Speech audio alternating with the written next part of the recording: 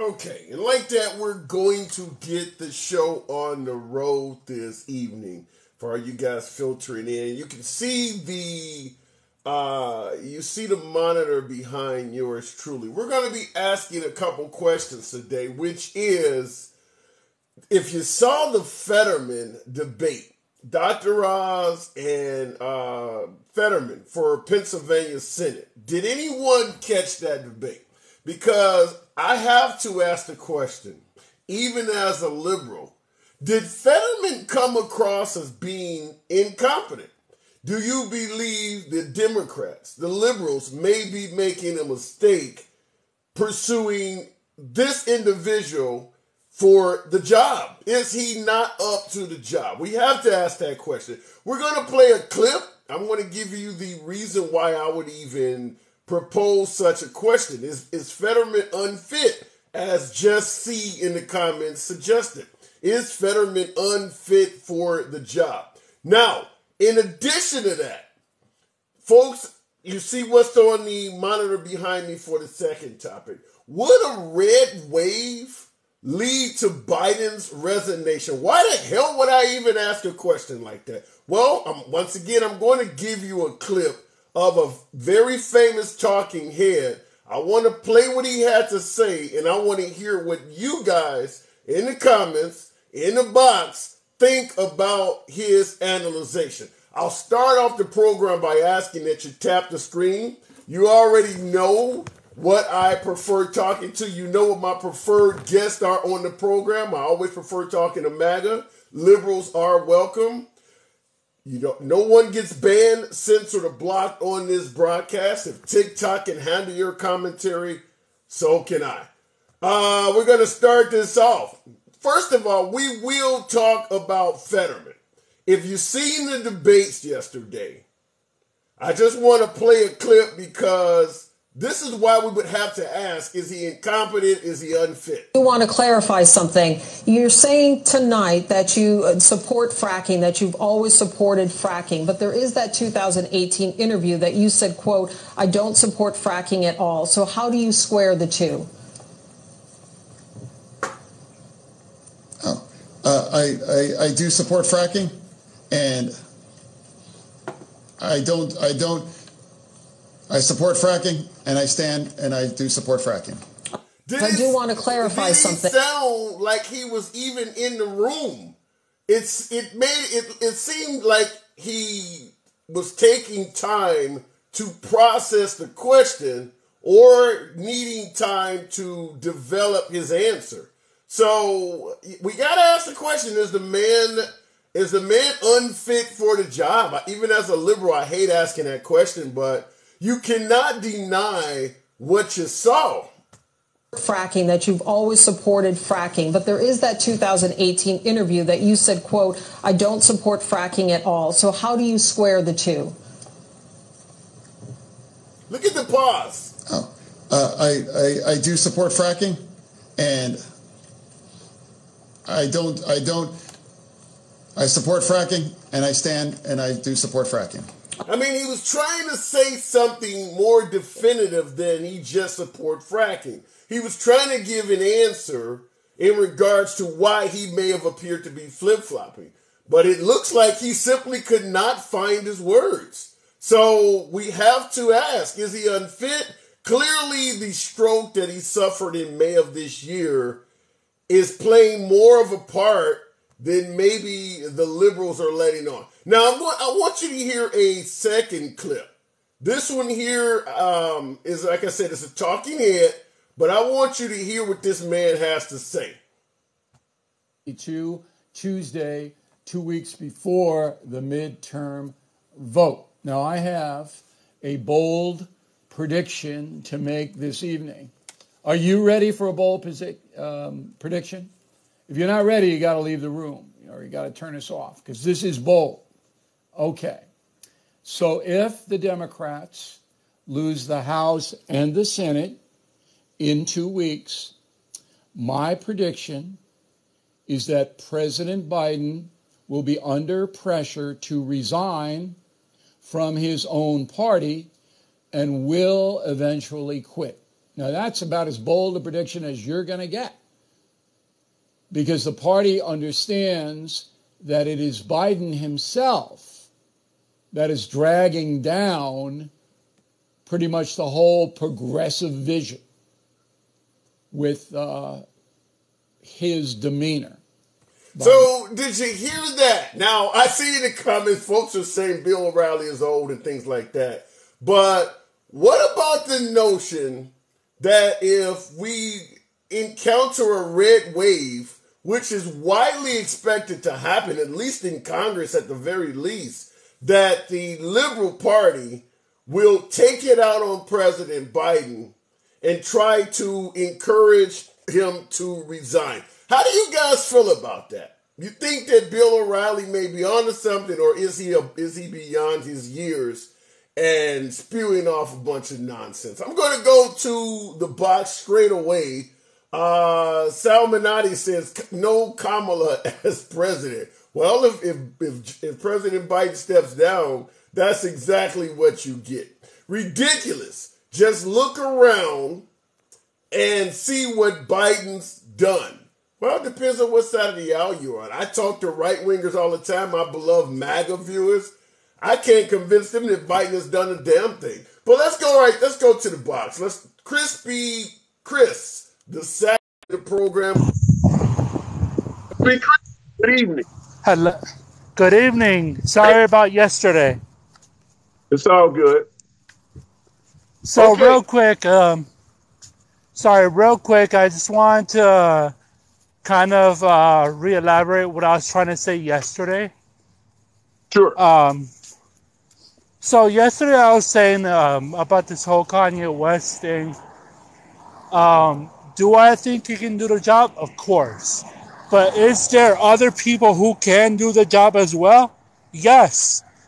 Not in a political aspect, but in a business aspect. I really do think someone like an Usher, like a DJ Khaled, like a Jay-Z can actually go Wait. and Okay, do what job? Do the job that Kanye West had, the deal with Adidas. That's not how that works. Adidas is utilizing designs that Kanye West is responsible for. Kanye West is a designer. DJ Khaled is not a designer. They can't make shoes He is. in a manner that Kanye West is.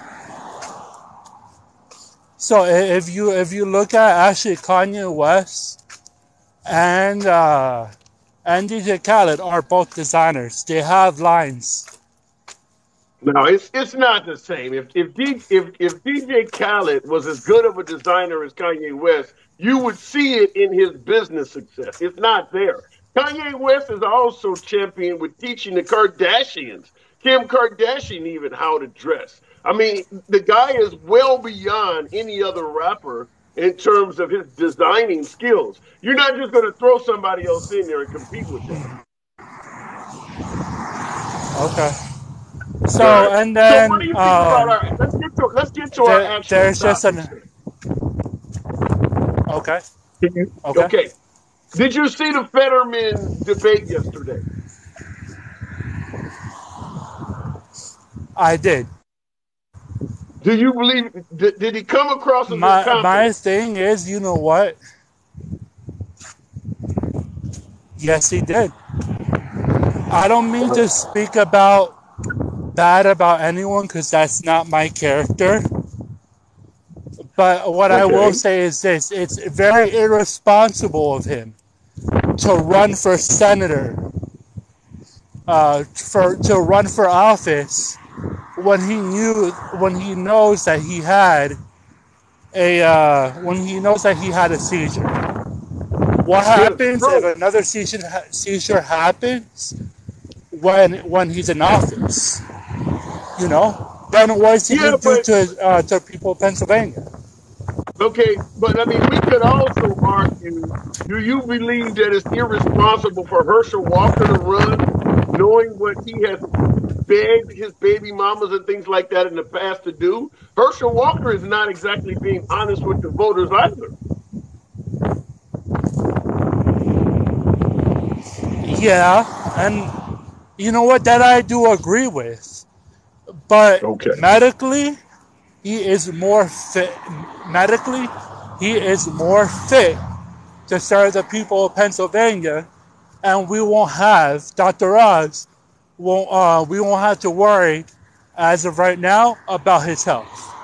And to me, Okay. that's huge. But what about the idea? I get what you're saying. What about the idea that Dr. Oz is not even from the local area, and even though he is a competent individual, he does not know enough about Pennsylvania to serve those constituents properly. He lives in New Jersey.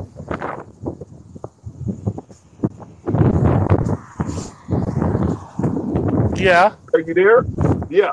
How do you feel about him moving Yes, to a sir. state that he's not from just to run an election? So let me. I'm gonna answer your question with a question. Who would you rather have? Okay. Would you have someone who, okay, yeah, he may have lived somewhere else, or would you rather have someone who has a chance of dying due to seizures, and then all of a sudden there's a national emergency because one of the senators died? Then what happens during That's his a term? that's an interesting question, and it ties into a discussion. You got a really loud background, unfortunately, but I will tell you that's an I interesting question. That's an interesting question you're asking about the possibility that Fetterman could pass away in office, and suggesting why vote for someone that may not be able to serve their complete term. The reason I'm saying that that's interesting is because on yesterday's show we had, I asked MAGA Republicans and conservatives how would they feel about voting for Ron DeSantis with him refusing to answer if he would even complete his term. And they suggested that would not even matter. They're happy if he could give them a solid year or so in office, and they're willing to deal with that. So I'm going to tell you the same answer in response. If Fetterman right, passes and you know away, what? And I go agree ahead. with that. If someone goes into office, even as a Trump supporter, as a DeSantis supporter, you know, I'm 100% DeSantis, and I am campaigning for him real hard. Okay. Okay. I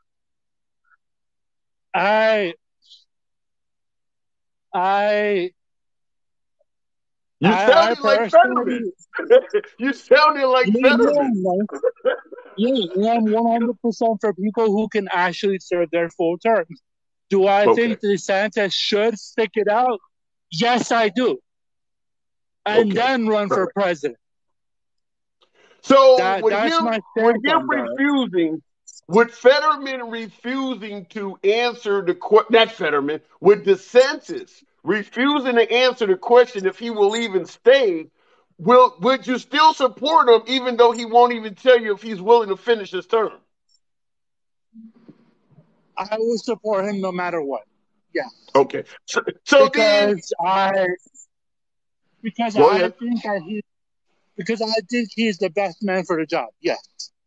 Fair enough. So that answers the question you asked me when you said, I'm going to ask you a question. I'm going to answer your question with a question, which is, Right. would you support Fetterman knowing he may not finish his term due to death? You just answered that question by saying, I would support Ron DeSantis knowing he may possibly not finish his term. That is your answer. For folks who believe Fetterman is the best guy for the job, I submit to you the same answer you just gave in regards to DeSantis. And I respect that 100%, sir. I really do. Okay. You know. All right. Fair enough. And so then, but I will say this though. Okay. Mm-hmm. My biggest thing, okay, is I'm a constitutionalist. I'm not a Republican. I'm not an independent. I'm not a Democrat. I'm a constitutionalist. I can vote Democrat if I know a Democrat's going to do the job correctly for me. You know? Okay. If I feel like he's the best candidate, then I'm gonna vote Democrat. And it's the same thing with Republican. And so, Well, I I'll tell think you that this: if you're a constitutionalist, if you are a constitutionalist, as you are stating, you're rarely going to vote Democrat because Democrats are progressives in nature. Democrats often want to amend the Constitution because they believe the founding fathers never intended for certain groups of people to be free or have rights. So the Democrats are always asking for amendments for LGBT or for this group or that group. If you want the Constitution in place the way the founding fathers set things up, you're going to vote on the right because that's the party that is more in favor of a traditional America. okay. So here's the thing, though. Okay, my biggest thing. Okay, abortion Okay. is not a constitutional right. It's not. That's true. That is true. Okay, Meaning, but what does that mean, though? your What does Second that mean, though? Amendment.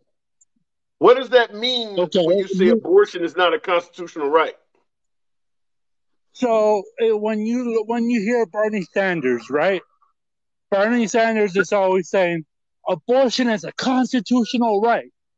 Am I right or am I wrong? He says that. So I he's don't know wrong if there. I don't know if the one senator from Vermont said it, but I'm asking you, what does that mean to you when you say abortion is not a constitutionally protected right? What does that mean to you? So meaning it's not protected. It's Right. not protected. Just Absolutely. kind of like how the Second Amendment, the First Amendment, freedom of speech, freedom of religion, our rights to bear arms. Right. Those are protected rights. You're Okay. 100% correct. You are 100% correct. So let me ask you this. What do you tell a liberal when they say the Republicans are going to get rid of interracial marriage or gay marriage because it is not a constitutional right? You have shown us that you are capable of rolling back non-constitutional rights that people have been enjoying for decades. So how are you going to convince us that you won't go further and roll back things like interracial marriage, same sex marriage, and a host of other issues that are not in the Constitution? How would you convince me as a liberal that you're not going to do that? Okay. So to me, really, right? So Okay. let's look at the pursuit of happiness, right? Which is in the Declaration of Independence, correct? Which is in the Constitution. Life, liberty, and the pursuit of happiness. In the That middle of all men slavery, are treated they said equally they in the said eyes of God. that they said life, liberty, and the pursuit of happiness in the middle of slavery, in the middle of women's suffrage. Do you believe they meant that? So what I believe, right? This is what I believe. Okay. I'm not sure if they meant that or not. I'll be honest with you. Okay. But I'll tell you what I believe. What I believe is that people, as long as, you know, as long as it does not mess with, to me, what I believe a person's life, okay, I'm listening. then they should have the pursuit of happiness, right? And it doesn't matter if a person is black, brown, white, green, purple, it doesn't matter. If someone loves someone, they should be able to, and that's fine. You know what? Do I agree with gay marriage? No. But do I accept them? Yes. Because me personally, how can I go to God, right? Okay. And tell him that I went to one of his children and say, you know what? I don't like this person because they're gay. I don't love this person because they're gay. Okay. I But personally you have a also, responsibility okay. to love my neighbor. All right, fair enough. I do got to move it on, but I appreciate you coming through. But I just want to say that what you just stated is in reference to you and how you feel. And I am glad to hear you say that. However, when you look at our government over the last 250 plus years, most of them did not feel that way. They didn't think about, well, if I have to go to God and all of the things you just said. They have clearly went in the opposite direction. So as a liberal, watching Roe versus Wade being rolled back, it leaves the door open that all of the other things can be rolled back. But I got to move it on, Crispy. Can I Appreciate you say coming one through. last thing? And I promise this is the last thing.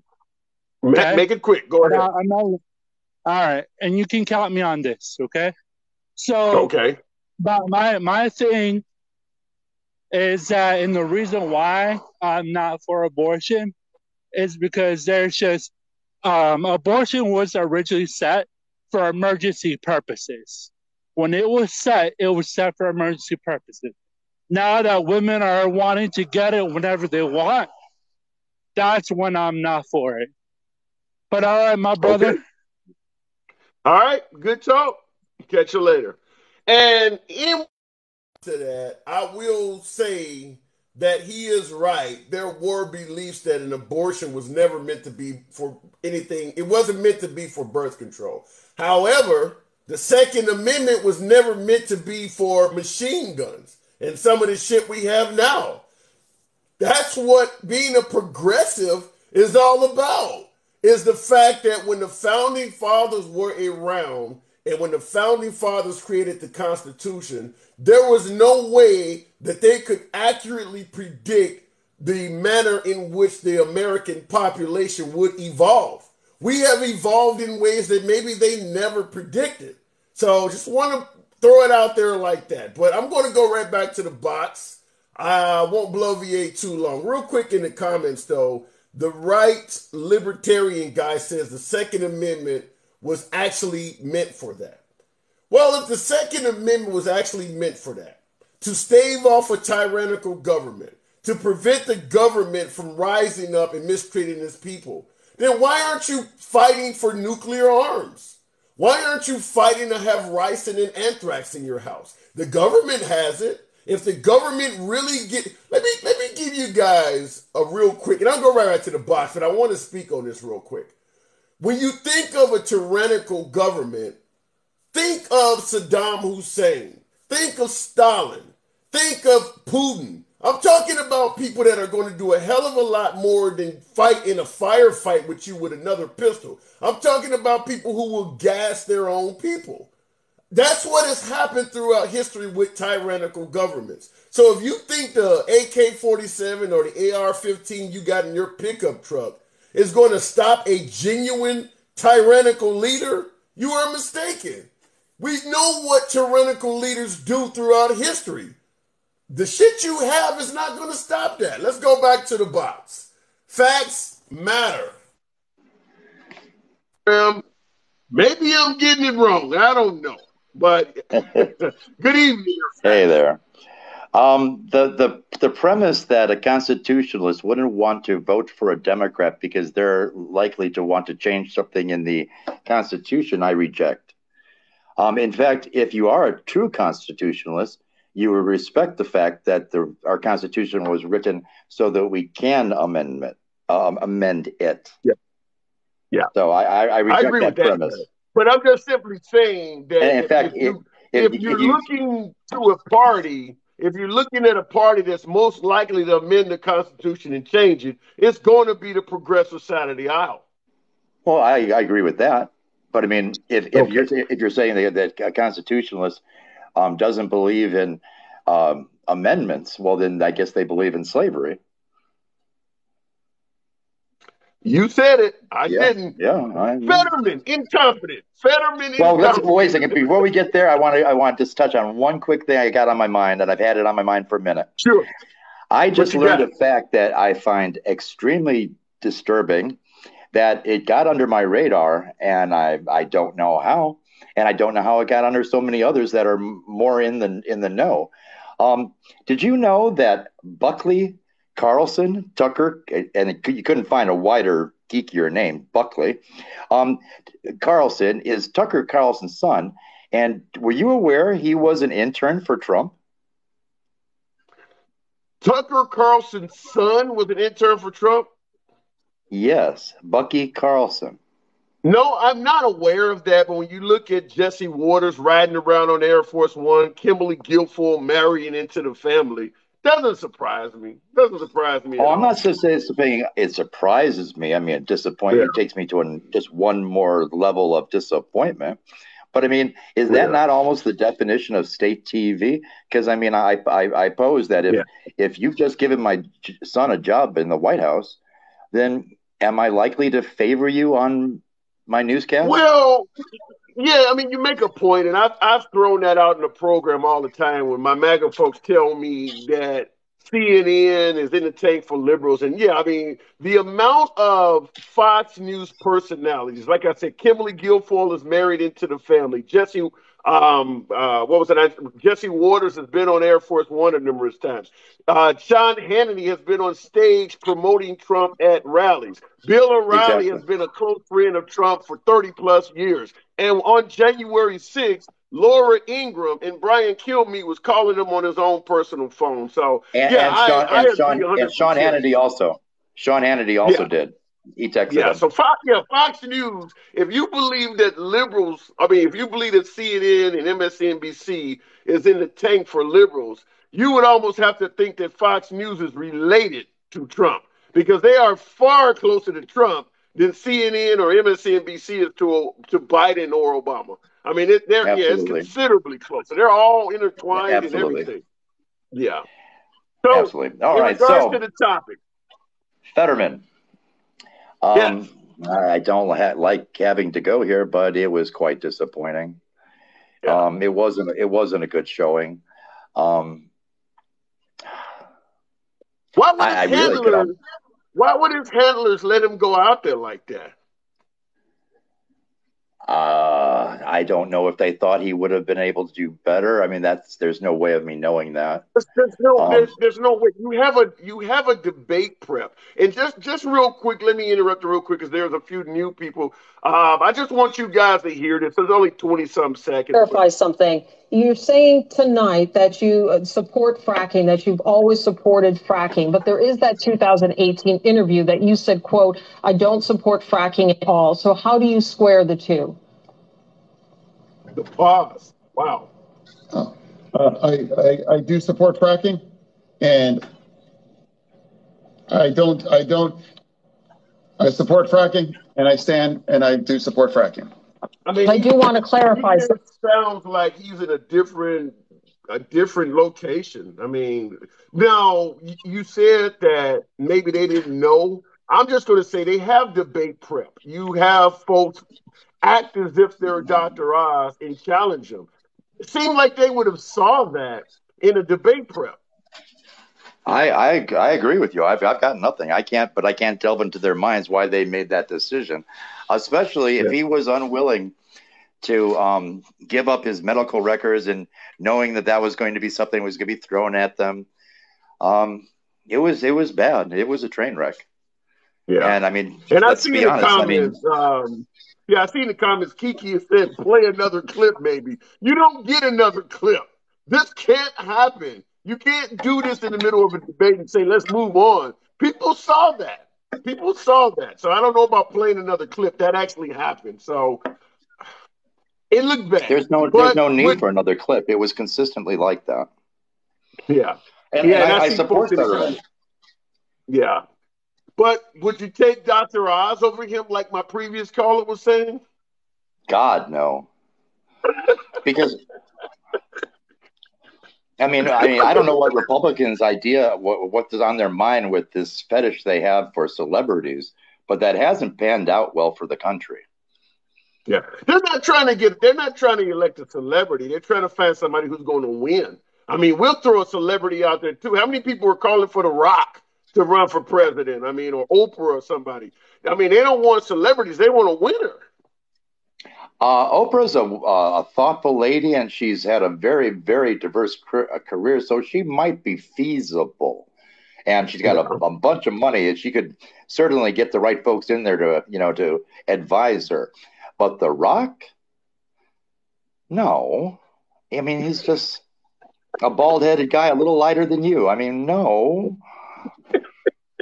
Well, he looks good. Whatever. He's a showman. I mean, we're going for looks good. I mean, fuck it. Let's make one of the Kardashians there. I mean, fuck it. That could happen. Remember President. I mean, you may not remember because it happened before our time, but President Kennedy debating against Nixon, and many thought Nixon had won the debate until they saw it on television, and President Kennedy looked better. And just because of the looks, I mean, you know how it is. You go to a store to buy some men's clothing. There's a reason why there's always a woman there to compliment you on how you look, because that makes you more likely to buy the clothes. I mean, there's no way around it. Looks do matter. Wouldn't you agree? Oh, 100%. 100%. We like to elect pretty people, or what we perceive as pretty people. And we tend to gravitate towards taller, and we also haven't elected a bachelor since the 1800s. That's our criteria right there. What about a non-Christian? Think maybe some would say maybe with Trump we may have already elected a non-Christian. Here, well, Trump is Trump really a Christian though? Is Trump really Christian? Of course not. Of course not. Yeah. I mean, he's a Satanist. Yeah. Okay. But as far as the Christian question overall, as an atheist, we are the largest unrepresented minority in Congress. There is no self-proclaimed atheist in Congress, not a one. Yeah, I don't think they would elect you. I don't think they really would elect you. No, you get hammered. Remember during the John McCain, Barack Obama campaign back in 2007, the older white woman that was at a John McCain town hall and said she would never vote for Obama because he was a Muslim. I mean, exactly. You got to be a Christian. You have to be a Christian. That's just the way it is right now. And to his character and kudos, he took the mic from her immediately, and he clarified it. Although, if you really listen to it, it was almost like a backhanded kind of support for Obama. You know, and it's this much that he said, no, he's not a Muslim. He's a good man. So right. Basically inferring that Muslims weren't good people. Now, I don't think he meant to. I don't think that's what he meant. Like that. You think he meant it that way? No, I don't. Okay. You think Trump would have snatched the mic? You think Trump would have snatched the mic and corrected her? Oh God, no.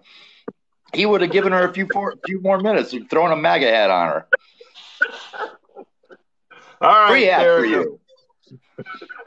All right, I got to move it on, Facts. Yeah, we always agree on that. The Fetterman debate, it was a bloodbath.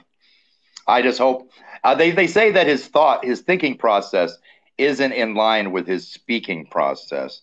So I hope the voters overlook that. Yeah, I can definitely see that.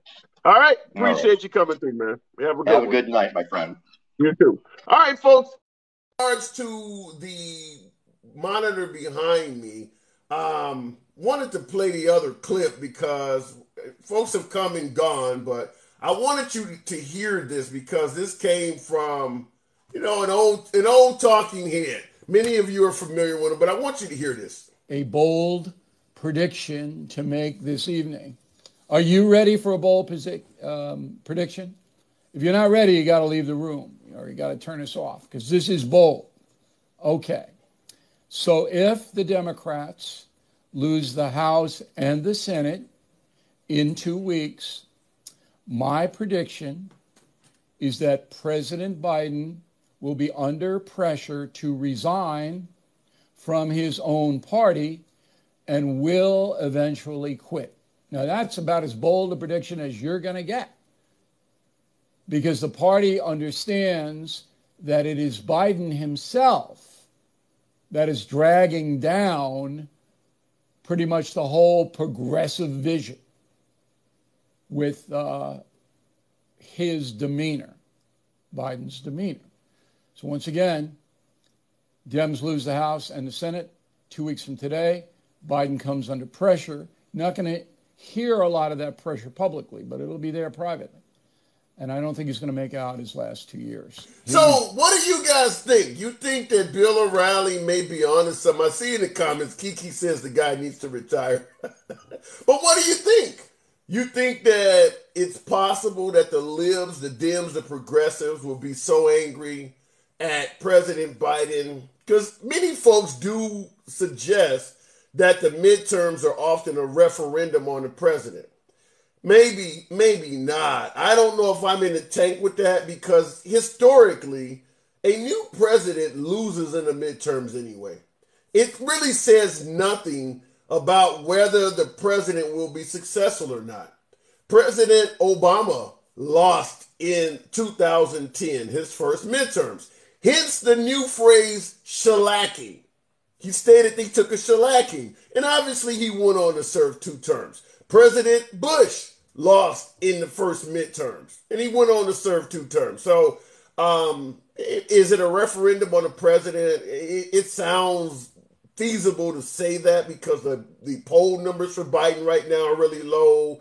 The economy is not good under Biden. Inflation is not good. People are not happy with gas prices.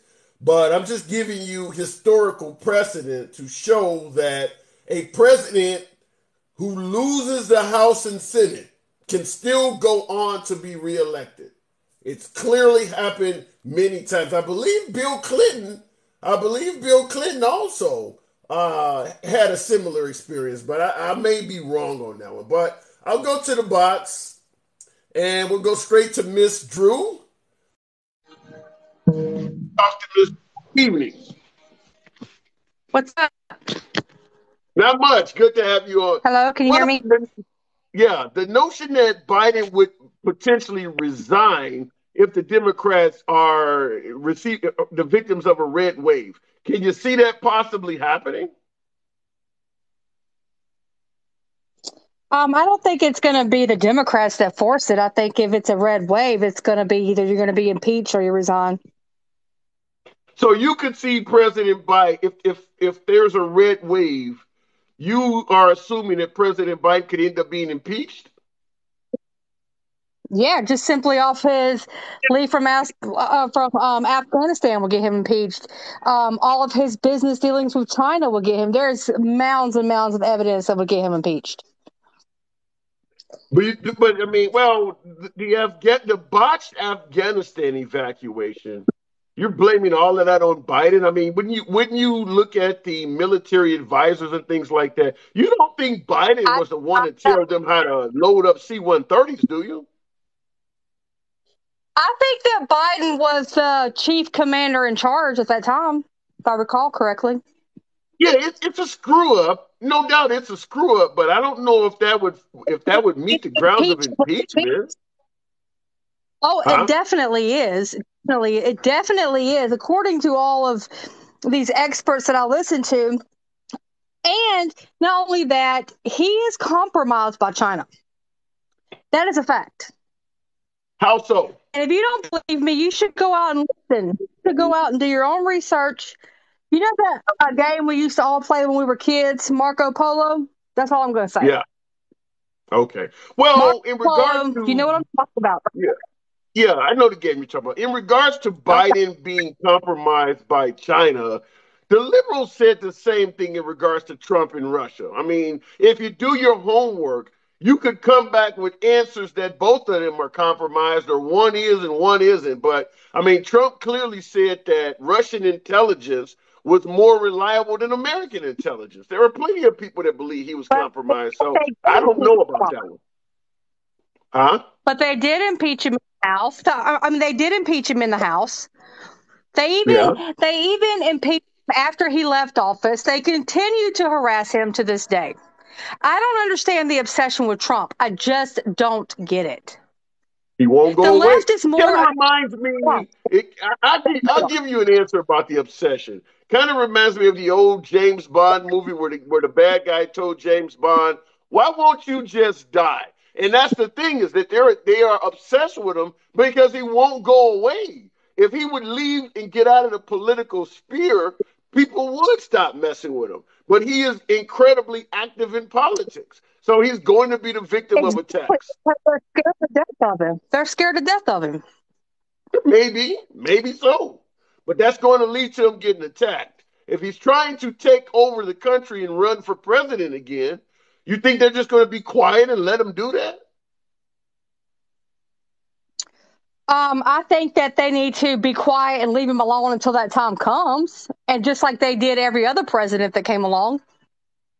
Well, why would they be quiet and leave him alone when he's actively attacking Democrats? Trump right now is holding rallies all over the country, actively attacking folks all over the place. Democrats are actively attacking everyone. They're actively attacking people that are affiliated with Trump. Do you believe Trump is attacking Democrats at all? I'm sorry, what? Do you believe Trump is attacking Democrats at all? Oh, every chance he gets. Okay, I think he's a troll. Then he's in a fight. If you get in a fight, you get hit. He's attacking and he's getting attacked back. That's how it works. There's nothing wrong with political battle, right? But they don't stop. But it just keeps going and going. And it's not only the ones in charge.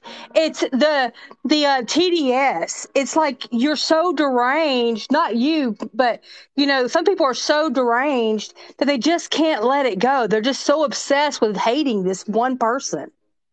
I don't even dislike Biden that much. I mean, I just like him a lot. Well, in regards to them not letting in regards to them not letting it go and going beyond just politics and not, Trump derangement syndrome, which is what you're talking about. Did you feel the same way when Trump said Mitt Romney was getting down on his knees or talked about Ted Cruz's wife? I mean, did you feel the same way that maybe Trump had derangement syndrome? Mitt Romney is a piece. I don't think nothing about any of that because Mitt Romney, Lindsey Graham, Mitch McConnell, they're all freaking like alligators in the swamp coming up with their old beady heads. So, in other words, you're okay with personal attacks just when you think it's necessary. What they're doing to Trump, you don't like because you wait. You don't like what they're doing. Hold on. You don't like what they're doing to Trump. Okay, wait a minute. You don't like what they're doing to Trump because you favor Trump. But when they do it to Trump, it's wrong. But when Trump does it to somebody else, it's okay. Oh, you're getting it wrong. I don't care what they do to Trump. Nothing's going to happen to him. I don't like political attacks on the people. I don't like attacks on the people. I don't like spying on people because they voted for Trump or they were in D.C. on January 6th. That's what I don't like. I don't give a damn about. What is a political attack on the people? What do you mean by that? Give me an example of a political attack on people. The FBI, and I'm not going to get into an argument about whether or not they are or are not weaponizing the DOJ and FBI, because if you don't get it by now that they are absolutely weaponizing the FBI and DOJ, then that's not even worth talking about. Because it's absolutely weaponized. Okay, in regards to them weaponizing the DOJ and the FBI, you said that's an example of a political attack on the people. What people are being attacked by the FBI and the DOJ? All the people that were affiliated with Trump.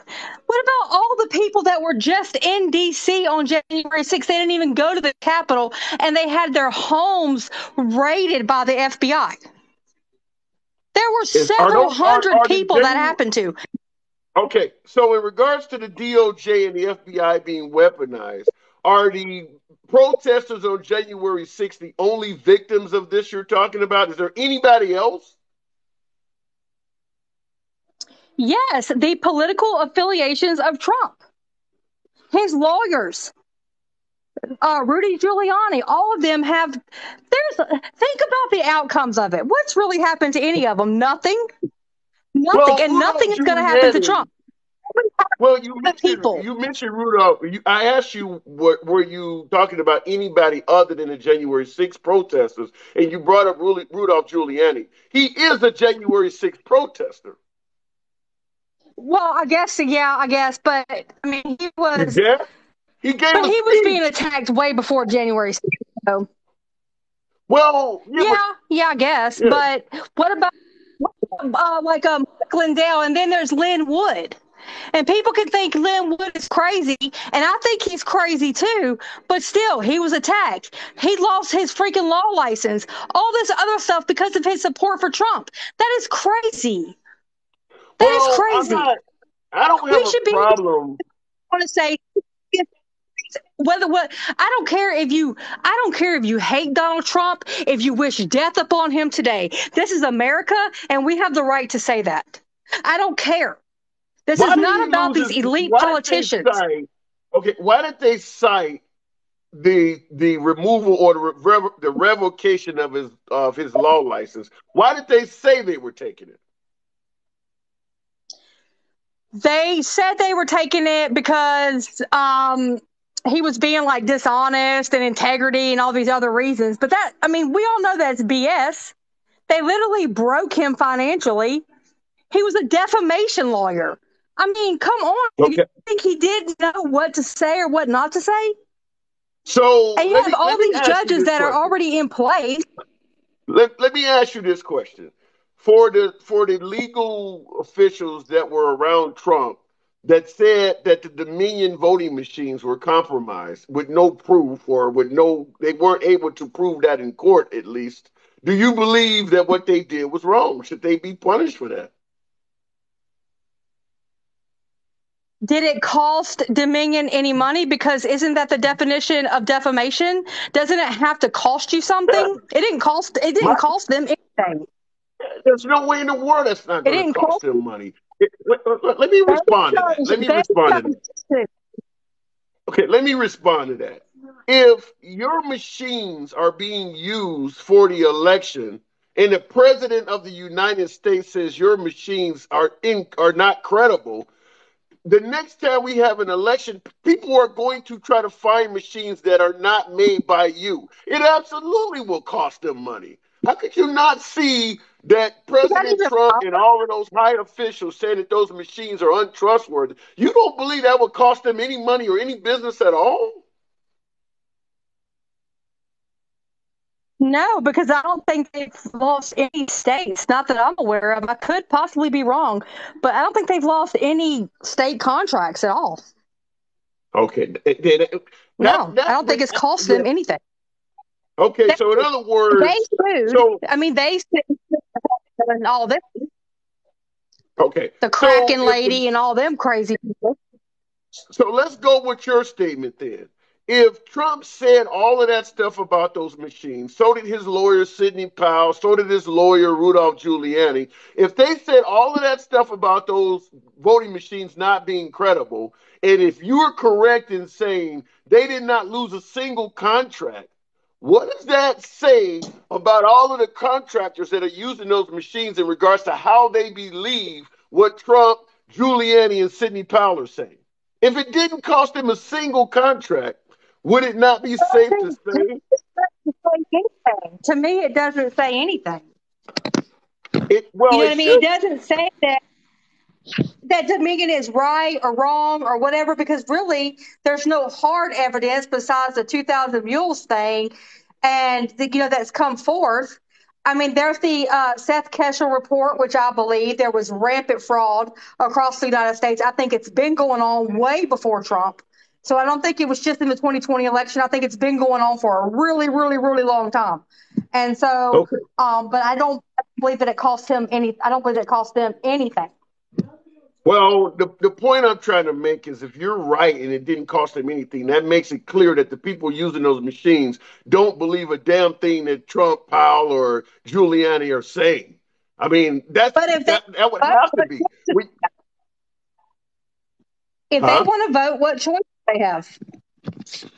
If they want to vote, what choice do they have? You can go to paper ballots.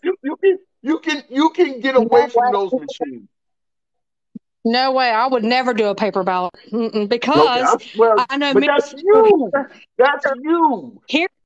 You're That's gonna me. That's tell my me. question.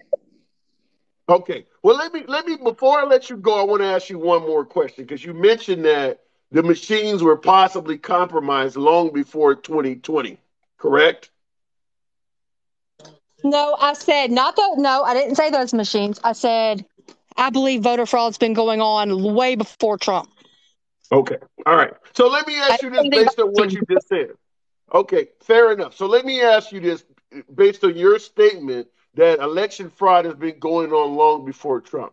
When Trump came down the escalator and announced he was running in 2015, one of the first things he said is it's rigged. He was talking about the Bernie Sanders Hillary Clinton thing, but he told the people when he announced he was running for president in 2015 that the elections were rigged. Now, Right. he said they were rigged and he ended up winning. And then once he won, it was, well, quit saying that I lost an election that I won fair and square, which obviously the first question would be, how can he have won an election, a rigged election, fair and square? But the question I want to ask you is this. If Trump knew the Because election, wait a minute, let me ask you the go question. ahead. If Trump knew the elections were rigged in 2015, and he lost in 2020, claiming they were rigged again.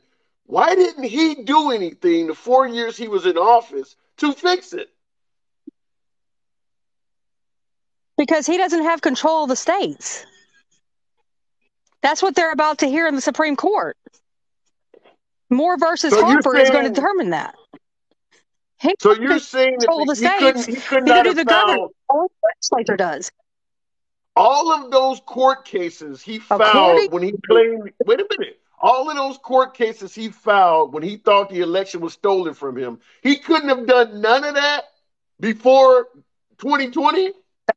no standing. They said he had no standing. Yeah, it is standing. He could have had those previous elections investigated. Look, if he was one of them, of course he could have. Do I believe that he's innocent? Absolutely not. Absolutely not. Trump has a huge ego. So when he won, of course he's going to walk around saying, yeah, I won. Don't be saying I didn't win. Just like he walks around saying, take your vaccine, but you got your freedoms. The same bullshit. Okay. All He right. speaks out of both sides of his mouth. So he's just another typical politician. I got to move it on. Appreciate you coming through, though. All right. Okay. Breaking up a little bit. Okay. Why are you taking up for him, says Miss Lady. Who's taking up for who? All right, Okie. The little, what does that say? The little something stopped the count on his second campaign to cheat some more. I don't know what's being said there. Why did Kamala say and show that the machines can be messed with? It's a good question, Polo. I don't know why Kamala would have. I'm not familiar that she did that. But let's say it's true. Let's say that she was able to demonstrate that the machines could be compromised. That's no different than a security expert coming to your house and showing you that the locks on your door can be manipulated. Just because they can be manipulated doesn't mean they were manipulated. He may be able to show you how he could pick the lock on your door in 2 seconds and break in your house. But that doesn't mean it's gonna happen. Trump's job was to prove that the machines were manipulated, not that they can be manipulated. And he didn't do that. Going back to the box, Imps 120. Imps, welcome back to the program. What's up, buddy? How you doing, man? I'm doing good. And real quick before you start, in the comments, Kitty Whip says, no, that's not Kitty, but Lady One Patriot said, Mr. Hanson, stop it. You know there was fraudulent activity. That is absolutely correct. That's spot on. Was in a country of 330 million people, there will never be an election without some fraudulent activity. I'm not arguing with you on that point. The point I'm arguing with you on is Trump suggested he won by a landslide, which is that goes well above saying that some people cheated.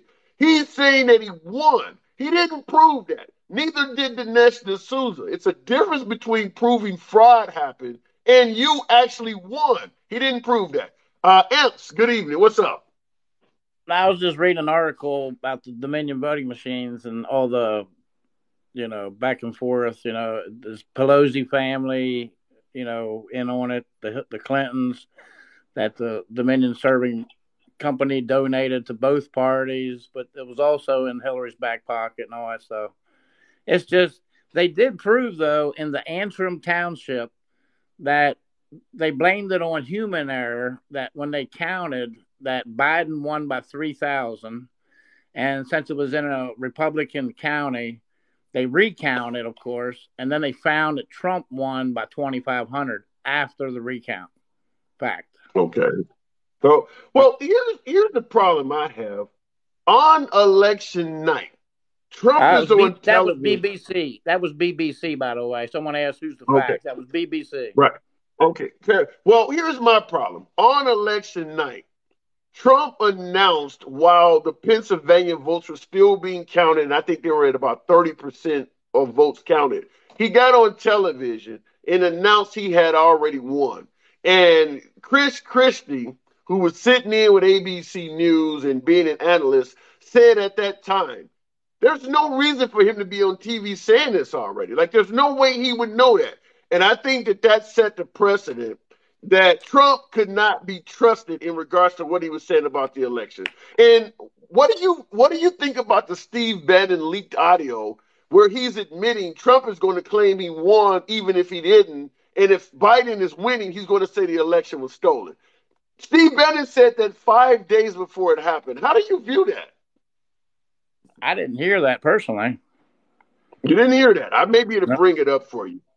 Yeah, if you hear that, what would that make you think? Well, I think it's just they're projecting, look at 2 a.m. Trump was ahead in every county, every swing state, Trump was ahead. Right? Yeah, but this is 5 days before the election even took place, where Steve Bannon is saying that if Trump hasn't won, he's going to say he won anyway. Well, maybe Steve Bannon and him have things on the outs. Maybe they weren't seeing eye to eye right there. Well, I'm bringing this up because you mentioned Hillary Clinton being in the pocket with Dominion voting machines and things like that. You'd have to admit Steve Bannon is pretty close with Trump, right? Right. Was. Okay. I want you to hear this. It's not very long. You let me know what you think about this. What Trump's going to do is declare victory, right? He's going to declare victory. But that doesn't mean he's a winner. It's going to say he's the winner. Listen to this. The Democrats, more of our people vote early that count. Theirs voted May. And so they're going to have a natural disadvantage, and Trump's going to take advantage of that. That's our strategy. He's going to claim himself a winner. So when you wake up Wednesday morning, it's going to be a firestorm. Right. We're going to have Antifa crazy, the media crazy, the courts are crazy, and Trump's going to be sitting there mocking, tweeting shit out. You lose. I'm the winner. I'm the king. And he'll be all over. He'll be going, where's Hunter? Is Hunter on a crack pipe? I mean, no, he'll be, because then it doesn't matter. Remember, here's the thing. After that, Trump never has to go to a voter again. He's going to fire Ray, the FBI director. He's going to say, fuck you. How about that? Because he's never going to, he's done his last election. Oh, he's going to be off the chain. He's going to be crazy. Also, if Trump is losing by 10 or 11 o'clock at night, it's going to be even crazier. No, because he's going to sit right there and say they stole it. I'm directing the Attorney General to shut down all ballot places in all 50 states. It's going to be no. He's not going out easy. Trump, if Biden's winning, Trump is going to do some crazy shit. How would he know that 5 days before the election? How would he know that to predict that accurately? Well, you can just tell by his attitude there that they weren't seeing eye to eye right there. Evidently, they got into a scuffle or something, and he's against Trump right there. Look at everybody that turns on Trump. His lawyer turns on him. Even if he is, wait a minute, even if he's Trump's worst enemy, he accurately predicted what was going to happen 5 days ahead of time. How can he do that? No, he didn't. He also said that if he's losing by 10 o'clock, was he losing by 10 o'clock? No, right? Trump was So up in you every don't think county, every state by 10 o'clock. Trump was winning, right? okay? So he's wrong. He's So wrong about that. why is he saying that if Trump is losing, he's going to say the election was stolen? Well, I mean, Trump. Just look at his rallies and everything. Trump's got more supporters. I don't care what the 70, 80 million say. Trump's got diehard MAGA supporters. You can just see it at his rallies. Biden can't fill up a gymnasium. Trump fills up coliseums. Come on now. I'm understanding all that. I'm totally understanding all that. But this man is saying this 5 days ahead of time, and you're telling me none of this makes any difference at all. That he, No, I mean, you don't think wrong. none of what he said actually happened. He's just giving a happenstance. He's just giving a possible. If Trump's down, he's going to fight back. Trump's That ain't but that's not what we're talking about here. This is very similar to what I told you when you and I first started talking, is that Trump got on television and announced he won the election while the counts were still coming in, which is why Steve Bannon is saying exactly this. And what Trump's going to do is declare victory, right? He's going to declare victory. Trump say that. But that doesn't mean he's the winner. He's saying Trump is going to declare victory, and it doesn't even mean he's won yet. And he actually did that. A winner will not accept a loss. A winner won't accept a loss. What will a president do? But what will a president do? Not a winner. What would an actual president do if they lose an election? Should they not concede? He doesn't have to, right? Is that good for the country if all of the politicians from now on just refuse to concede? If you have doubts that the election was fair, even till today, we don't know if it was fair or not. We've seen. Well, let's go with that. Let's go with what you're saying. Let's go with what you're saying, that we have doubts the election is fair. Would it make sense for someone listening to Steve Bannon to think that the Trump administration, we don't think that they're fair with this guy saying something like that? We need to find a way to make these elections fair, period. Did you see those videos? Let me ask you a question. Did you see those videos up in Philadelphia or Pittsburgh, up in Pennsylvania here, of election night, of them boarding up the windows? Did you ever see that video? Yeah, I saw it. There's something wrong there, right? Something wrong. You don't board. Here's the problem. I agree with you that some of the things, particularly in 2000 Mules, which I've seen half a dozen times, I admit some things look like fraud took place. But just like I said in the beginning of our conversation, there is a difference in proving fraud and saying he won by a landslide. You can prove 20,000 people cheated. But if you prove 20,000 people cheated, is that enough to say he won? He didn't prove that. Well, if you can prove that the machines were flipping votes, which they haven't been able to do, I read it. If you can prove enough times that the election was stolen, I mean, there's some inconsistencies. I've seen mathematicians, guys that are smarter than you and me, right? Mathematicians, smarter than you and me, sit down and figured out how many counties Obama won and how many counties Biden won. They said it's mathematically impossible for Biden to have won. How many counties that Obama won and he won? You know that. I have to ask you this question then. Then I have to ask you this question. If the counties that Biden won, the ones he was flipping from Republican, a lot of these places you're claiming he couldn't have won had Republican officials in them. A lot of the judges that ruled against Trump were Republicans. Some of them he personally appointed. If Trump won, I want to ask you, why did so many Republicans, some that he gave the job that would not even have had their job without him, why did so many people rule against him on his own side? Maybe there wasn't just enough proof. You got to have Exactly. That's the point. But if you don't have proof, you don't get your case. That's okay. Let me give you another analogy. Okay. If you don't have enough proof, you can't find in favor for him. Look at OJ. We know OJ was guilty. Me and you and every person. OJ. You know he was guilty. You're right about OJ. OJ was guilty as hell, but I will say this. I don't think OJ. He was guilty as hell, man. You know that, man. He but killed both of them. Let me say this in regards to O.J. Simpson. And I do believe O.J. Simpson was guilty as hell, but I don't think O.J. Simpson. I don't believe O.J. Simpson would have beat 60 juries. If you had tried his case 60 times, he would not have won over and over and over again. Like Trump lost over and over and over again all over America. He was losing cases. I get it, but he was found innocent, and there ain't no way he should be found innocent. Why did Trump lose 60 times? I think he won a couple times, though. I mean, I don't think it was all 60 times. You're not helping him out. You're not helping him out. Hey, let's talk about a couple times. Hey, let's talk about this. Let's talk about this Sling Blade motherfucker, man. This Fetterman guy, man. What the hell is the matter with him, man? What the hell? The man has had health problems. I feel sorry for him in that respect, but he's a racist. Fact. He's a racist. Proven. What is he? You talking about the shotgun incident? Well, that and the letters he was switching around in that black-owned store or whatever. He was changing the words around. He didn't like them in his town. He was changing the words around. I never did find out why he was changing the letters around on that board. You know what I mean? Did you hear about that story? Yeah, but let's go with that. So with Trump losing the case, proving that he wasn't renting units to black people, do you see Trump as a racist?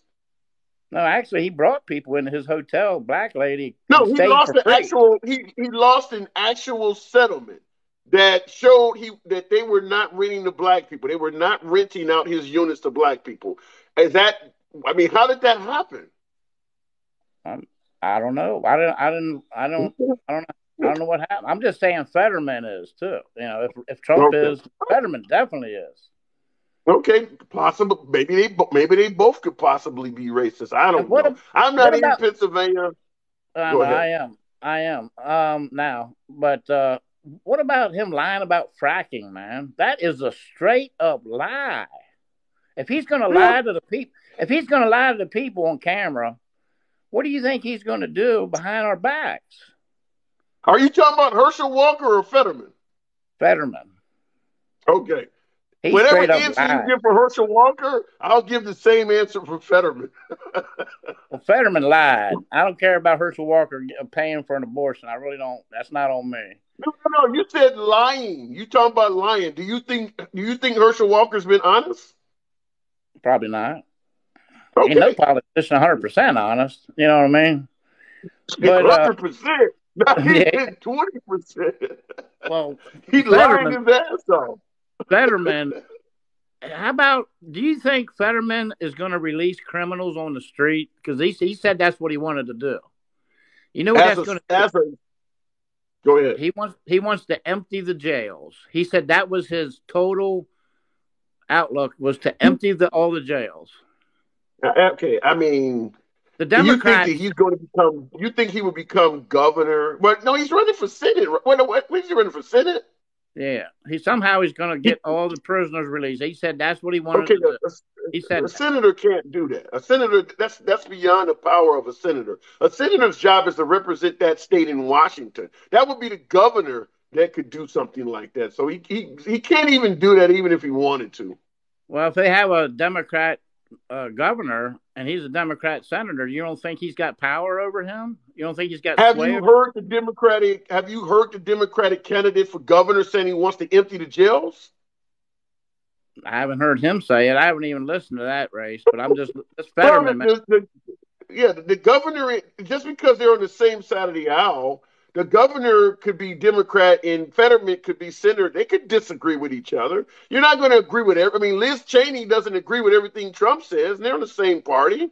So, no, I mean, the idea that all Pennsylvania prisoners are going to be released is that's not going to happen. There's just no way that's going to happen. But to say that, though, and look what the Democrats are doing right now. They want the no bail. They want the low bonds. They want to let people out of jail. And the fact is that the people that they're letting out of jail are killing our families, dude. They are killing our families. But if you believe the talking points, because I hear my folks, my folks on the right. By the way, folks, tap the screen. There's a hell of a lot of patriots in here and some liberals as well. Tap the screen, get your boy up to 15,000 likes. Don't let your thumbs be lazy. In regards to liberals letting people out of jail, anything makes sense when you target one side. For instance, if the liberals let a convict out of jail and he goes on to reoffend, that's all over right-wing news. However, if a person is locked up for being accused of a violent crime and they spend with a high bail, let's say in a Republican area where they want bail, so you get accused of a violent crime, they give you a high bail, and you sit in jail until you are at trial. If you're found not guilty at trial, the 2 or 3 years you spent in jail as an innocent man, you don't get that back. You're not going to hear the right wingers say anything about all of the Americans that spend time in jail that are later found innocent. They don't care about those people. They care about the people you're talking about. But make no mistake about it, the reason the anti-bail stuff is coming up is because there are a lot of people sitting in jail simply because they cannot bail out and they're innocent. How many people are found not guilty every day? I just, the way the Texas law was coming up was if there's three people that see you commit a crime and like murder, they said you go right to the front of the line. I don't think there's nothing wrong with that type of law. I mean, that's outside the box. You know what I'm saying? Like that guy. You saying if three people see you committing murder, you believe that you should go right to the front of the line to be executed? Maybe. If three credible witnesses. Testimony. Yeah, credible witnesses. Based on what you just said, you just killed Kyle Rittenhouse. They would have had no problem finding 3 people to say he killed someone. That is what happens when you speed up the execution process. You make mistakes. Kyle Rittenhouse was committing an act of self-defense. I don't like what he did, but he had to defend himself. But based on what you just said, he would have been executed. He would have been moved to the front of the line. They would have killed the guy. You really want that? Who's credible witnesses, though? Not anybody at the riot. You don't know that. You don't know. Nobody at that riot should have been there. Nobody, including Rittenhouse. Nobody should have been there. That was all. You don't know who the witnesses would have been. It could have been a homeowner watching what happened from his living room window. You don't know. Make no mistake about it. If they wanted to execute Kyle Rittenhouse, they would have found people that pass your credibility test. They're not going to find somebody with a bandana on yelling Black Lives Matter. They would find who they needed to find, and they would have executed your boy. You would have gave them a pass to kill him. You know what the great thing about Kyle Rittenhouse was, though? There was so much video, so many photos. It was plain to see he was protecting himself. I'm just telling you, I'm just simply using that as an example to show you that if you go to the front of the line, execution process, you're going to get innocent people killed. Yeah, but you don't execute them right away. You still got to go through some sort of process. You got to submit evidence still, and that's the evidence, man. The evidence saved his behind. Okay. The evidence. All right. Okay. Hey, let me. I'm just telling you. The other day, you were saying, what are Republicans doing about all these gun happenings? And the Democrats are, the bump stock law that Trump let go. Yes, I am.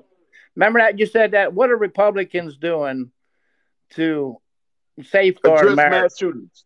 Yes. Right. I got an answer for you. You said that we got no answer, and we talked about it. We touched on it a little bit. Give me your answer. I got to move it on, but give me your answer. We lock them up in jail, throw away the key, or execute them.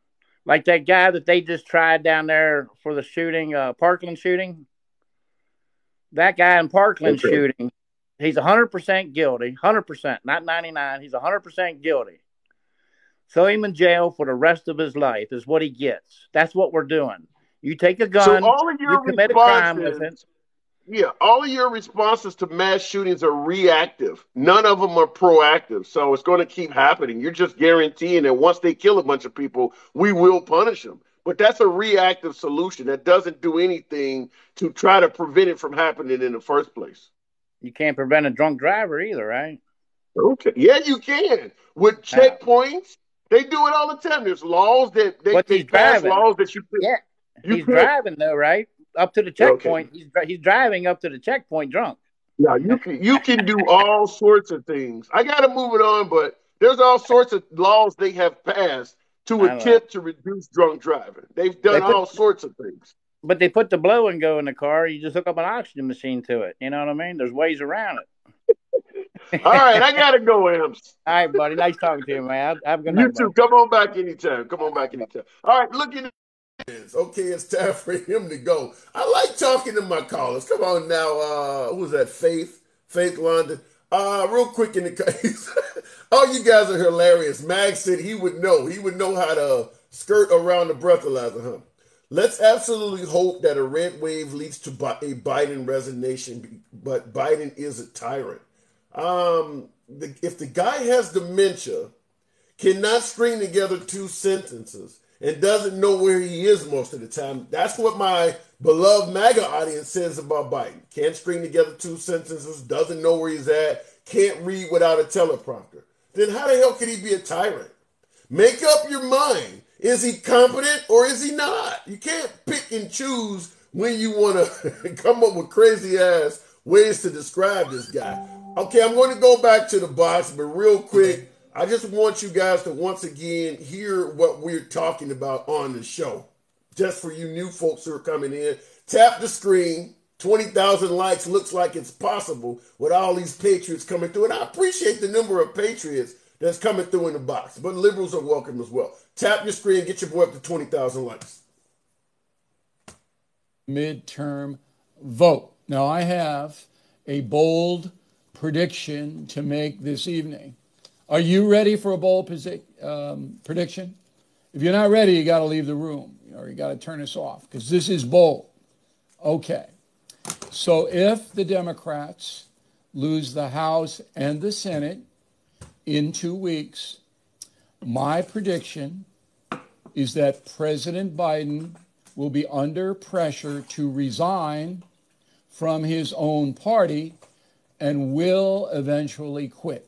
Now, that's about as bold a prediction as you're going to get because the party understands that it is Biden himself that is dragging down pretty much the whole progressive vision with his demeanor. Now, real quick, responding to Bill O'Reilly from yours truly, he's suggesting that Biden is dragging down the whole progressive vision. Biden was never elected on the grounds that he's a progressive. They wanted a moderate to get rid of Trump, which he successfully did. So I disagree with him from that angle, but maybe I'm wrong. You guys in the comments, let me know how you feel. Red Poison 69. 69 has ever made me feel like I was ingesting poison. But Red Poison, good evening. Good evening, Hanson. How you doing? Hey, good to have you on. What's on your mind this evening? Well, something you said, one of your visitors and you were talking about is gay marriage. Yeah. How it could be reversed. Yes. On that point, I have one question. Sure. Where in the Constitution does it say about marriage, period? Okay, we can go even in that level and say that the whole thing. My point to him was he said that abortion was never a constitutionally protected right. And I was just trying to make the point that as a liberal, convince me that if you can roll back Roe versus Wade, convince me that you won't roll back interracial marriage or you won't roll back same-sex marriage. Now, you're bringing up heterosexual marriage is not protected either. That's fine, but I know the right, the evangelical right, is in favor of heterosexual marriage. I know they are against the LGBT community. The LGBT community knows the right is against them. So if you're going to tell me that abortion is not constitutionally protected, the first thing I'm going to ask is, What else do you not like that us citizens are enjoying that is not constitutionally protected? Convince me you're not going to roll that stuff back. That's just my point. Actually, I think, to me, everybody should be who they want to be. They should go vote whoever they want to be. They should believe in what they want. Okay. And the worst part is, and I'm saying this to every politician, every person I know, I don't care if you're on the left, I don't care if you're on the right. You both are crazy. We got to come together. Listen, I want the same thing you want, with all due respect, but in reality, America's never been that way. Only during times of war or desperation do we come together. The moment we're not desperate, we break up. So, as much as I want what you're suggesting, you and I both know that's not going to happen. I know and this is on both sides. They divide us. They use us as pawns. Yeah, they use us. Works. And it's worked so well right now. I mean, that's one thing Trump did. He showed us what it was going on. He showed us what, because if you look at it, when he started going for office, the media was going crazy, dividing us more and more. And I'm talking Fox and I'm talking CNN. Do you believe Trump was unifying us? If you're saying that politicians divide and conquer, do you believe Trump was trying to unify? No. I do not believe he was trying to unify us. I don't even think he should be in office. I don't think nobody of these politicians need to be in office right now. Why are you against Trump being in office? Why shouldn't Trump be in office? Well, no, why are you against him being in office? I think he would be a good financial advisor or, stuff like that. Business advisor. Great. Put him on that job. But as a president, not really. So the 4 years he was in office, give me a letter grade for Trump for his 4 years, A, B, C, D, or F. What letter grade would you give Trump for the four years he put in? I'd say a C. Okay, that's average. That's not bad. No, it's not bad. So if he did average, why would you not reelect him? Well, I've seen better. In my 53 years on Earth, I've seen better. Yeah, but you're always you're never going to have the best. I mean, no matter who gets in office, chances are you're going to see better. No. Biden, I think his handlers need to do a better job. They need to keep him awake more. But now it's interesting. It's interesting you would say that. And I'm not necessarily disagreeing with you, but it's interesting you would say Biden's handlers need to do a better job, because that's the number one complaint about Trump is his handlers. His handlers should have been more effective. Look at CNN, Fox, or anything like that. They just let it go instead of working on the problem and showing. They just kept going and going and going their own directions. Right. Okay. So in other words, the only thing that he done that was specifically that I can see is he showed America how deep and corrupt all of our politicians are. What about the arguments that Trump was simply replacing corruption with his own unique corruption? He was showing us the corruption, even within himself, if you look at it. Yeah, I don't disagree that he was trying to point out corruption, but what good is if you point out corruption on the left and you're trying to impose corruption on the right? Is that really any better? But now we can look at it, and it's for us to see, to pick the right ones that we think that we believe in. Like you. When America was first born, it didn't take a politician. to get in office. They weren't politicians. They were normal farmers. They were inventors. They were lawyers. Well, wait a minute. Well, let's just be honest. When America was first invented, they weren't politicians. They were slave owners. I don't want nothing to do with them motherfuckers. I'm just being honest with you. Good point. Good point. I can see it on that point. Don't bring them up. But they were people of the people. Yeah, they were evil. They were evil as hell.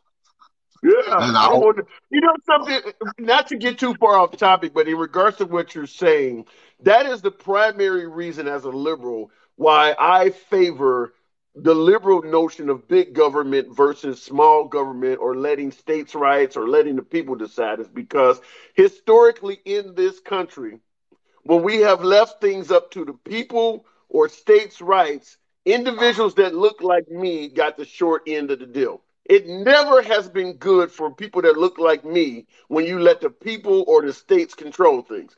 Big government, without them, I would be doing horrible. Agreed. Yeah. My people have lost.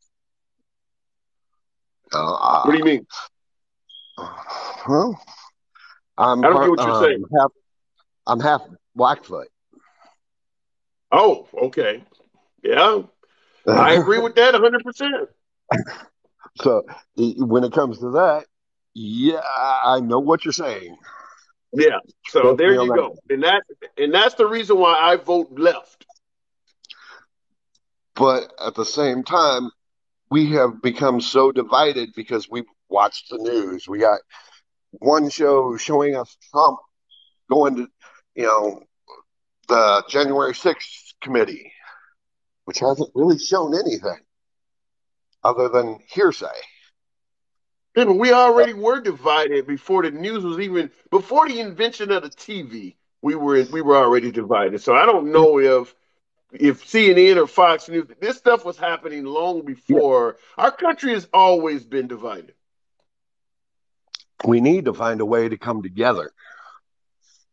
And until we find that, we're going to keep electing people like Biden or Trump or Pelosi or McConnell. Yeah, but here's the problem. We prefer capitalism in this country. We are a capitalist nation. That's what we prefer.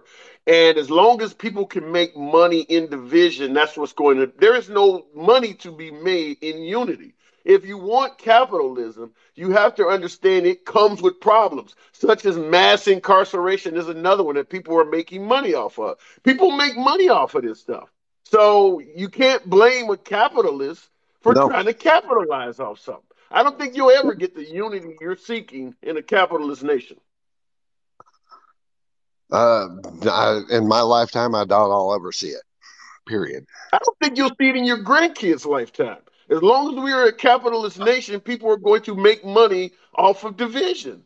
That's what making money is about, finding a way to capitalize off something and doing it. I mean, that's the reason you see bad immigrants or you see folks bringing up racism and things like that. They're making money off of it. Yeah, they are, just like war. War is the biggest one of them all. Exactly. So as long as we promote capitalism, just understand that comes with that. Mm-hmm. All right, fair enough. I do not support capitalism, but I will support the people behind in this country. Every one of them. Every single person. Okay, fair enough. All right, Red Poison. I like the name, by the way. I got to move it on. Got to part ways with you, but appreciate you coming through. You too. Good talk. All right, looking in the box here. Looking at politicians shouldn't get paid. They should be just for the people.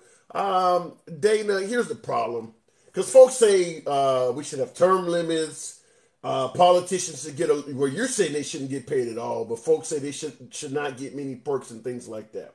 Fact is, anyone that is capable of successfully running a nation, running millions of people at once, if they can do that on the political stage, chances are they would do very well in the private sector.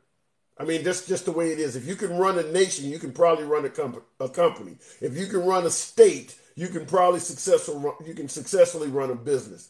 So if you make it so that politicians aren't making shit, you're going to have a hard time competing with the private sector.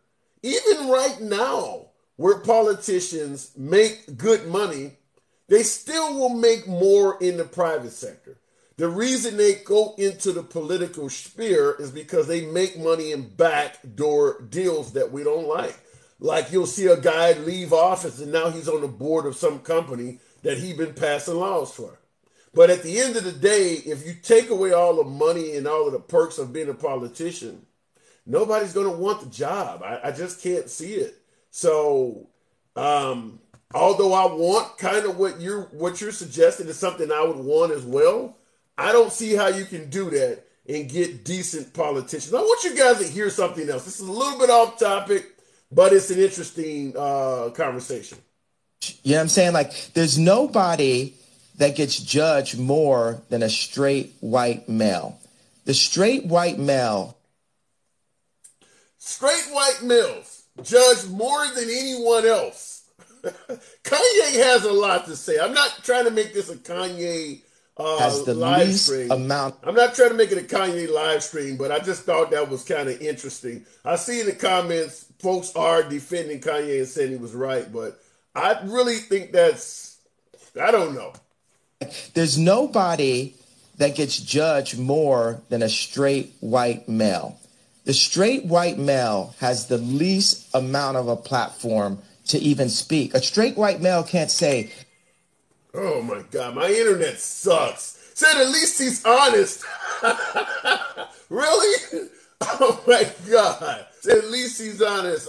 Ye is awake, not a sheep. my wife hurt me today. And because people will say, well, you're hurting women. Wait a minute. And speak. A straight white male can't say, my wife hurt me today. And because people will say, well, you're hurting women. A straight white male can't say, hey, a black employee didn't come in to work on time. Because then people will say you're racist. A straight white male can't speak on a homosexual person because they'll say you're homophobic.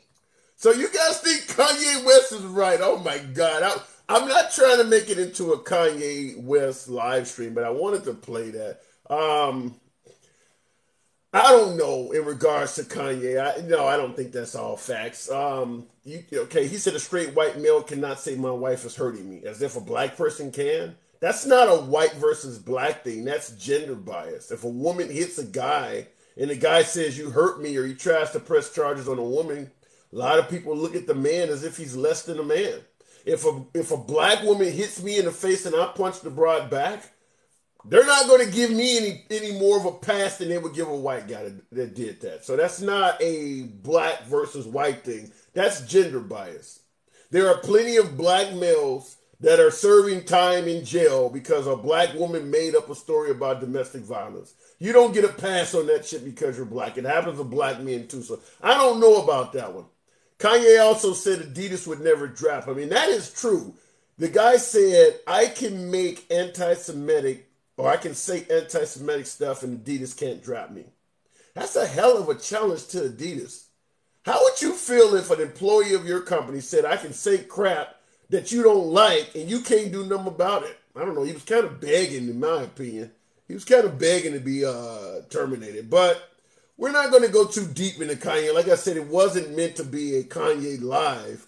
But I thought that was kind of interesting. And I see folks are saying that they think that Kanye was right. You know, the problem is he's causing a lot of hatred, as you see on my monitor right here. This right here happened yesterday in Los Angeles. And there's absolutely no way to pretend like he didn't cause that when his freaking name is in the banner. His name, they decided to put his name up there. So they are essentially admitting that he has given their right, their group, their cause energy. That doesn't happen without him. So when folks say, well, he's right, no, he's not right. If he has been ripped off, let's say a Nigerian guy named, Bobo ripped me off. Okay, I bring up that Bobo has been ripping me off. I don't say I'm going DEFCON 3 on all Nigerians. That's not right. What about the Nigerian that's not trying to commit any crimes, trying to make an honest living? You don't make them all sound like they're criminal. But for you guys who don't see that, it is what it is. But it looks like that guy is going down the toilet pretty damn fast. It would not surprise me, I've said this before, with everyone, literally everyone cutting ties from the Hollywood agencies. The streaming services are removing his music from their live stream or their streaming services.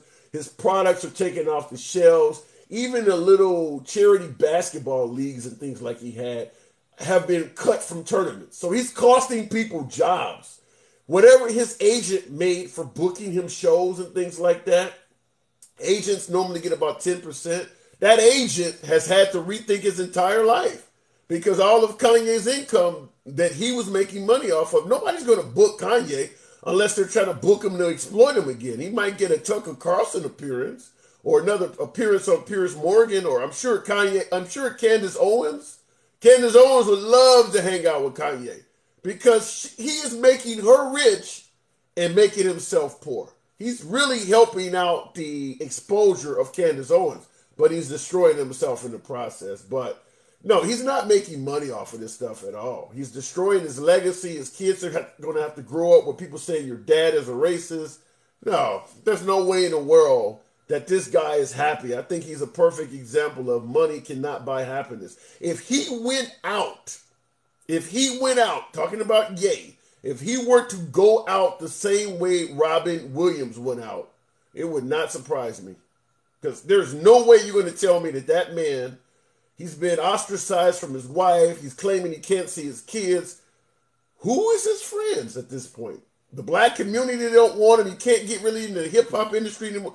If that guy went out the way Robin Williams did, it would not surprise me. Because, there's no way you're going to tell me that guy is a happy man right now. Looking in the comments. Matta0917. Now, we're really and we're talking about if Fetterman is incompetent after last night's debate. And we're talking about the possibility that a red wave could lead to President Biden resigning. What do you think about that, Matt? And welcome to the program.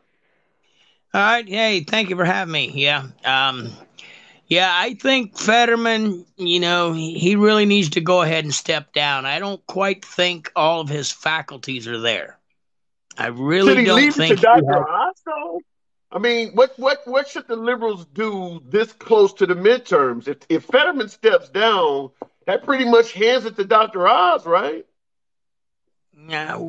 Well, at this point, there's not a whole bunch they can do unless they have a hidden gem waiting in the wings, really. I mean, well, I don't know. Okay, I don't know what the procedure is, and maybe somebody in the comments can tell me, but what happens if Fetterman wins? He is officially the senator, and then he steps down. It doesn't go to Dr. Oz at that point. I would assume it would go to a liberal, right? Would it be the president? Yeah, Who would get to appoint that? Well, you probably have a special election in the state, I would imagine. You'd probably have to have one. No, if he has won already and became a Democratic senator, you're saying it would go back to another election? Oh, yeah, somebody said a special election. Yeah, and another special Republican election. could run? Correct. Yeah, another Republican and whoever the Democratic candidate wants to be. I would imagine so. Yep. Okay. That's what I would think. That's what I would think. And That's I really don't think.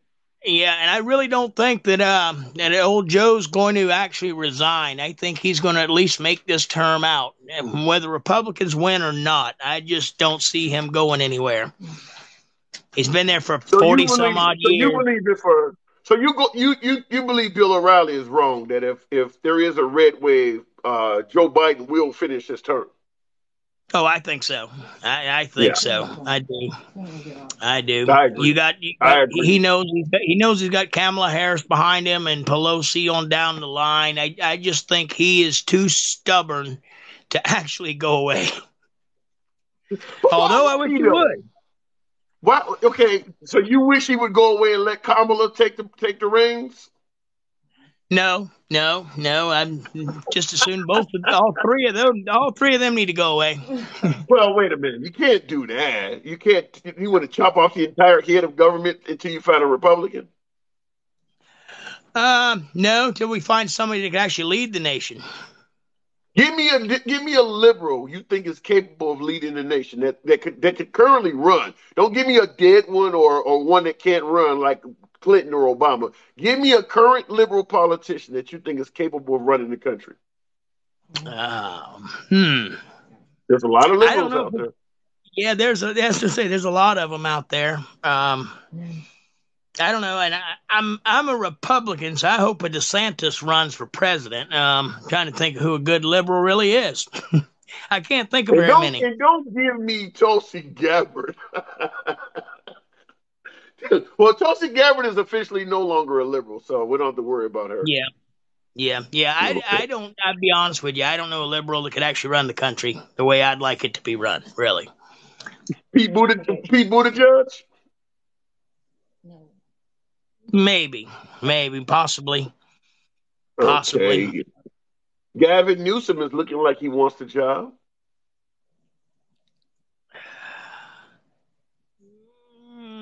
No, I don't think Gavin. No. Like I say, I'd just as soon a Republican be in there. Be quite honest with you. Yeah, but we got coming from the liberal side of the aisle. I just can't sit with the thought of a woman being thrown in jail for murder for exercising a pro-choice option. I don't want to make more people incarcerated. I'm not a fan of that. And that's what the Republicans are. That's what your side of the aisle is heading towards, is turning women that exercise pro-choice options into murderers. I just can't go with that. Well, I mean, I agree with that to a point. I believe it firmly should not be used as a form of birth control. And after so long, when it becomes a heartbeat in a human, that's murder. Either way you look at it. Once they have a heartbeat and, I get the yeah. Here's the problem I have with that, is that I understand your point. Don't have abortion as birth control once you get a heartbeat and things like that you're talking about. What I don't like is, let's say a woman is 5 or 6 weeks pregnant. She either gets hooked on drugs, or she takes and does a job that could lead to a miscarriage, or goes to an amusement park, or does something that causes a miscarriage. Why couldn't you also have that woman arrested for, killing her baby? You knew you were pregnant. Why are you on a roller coaster, or why are you doing drugs? I mean, what I'm saying is they could create a slippery slope to people getting arrested. The baby's dad steps up. My wife was 6 weeks pregnant and she went out and got drunk, and now all of a sudden she's had a miscarriage. I want her charged for killing her baby. I don't like where it could head. I know it sounds ridiculous, but I can easily see it heading in that direction. Yeah, I can see that as well. Yep, You do make a valid point, a very, very good point.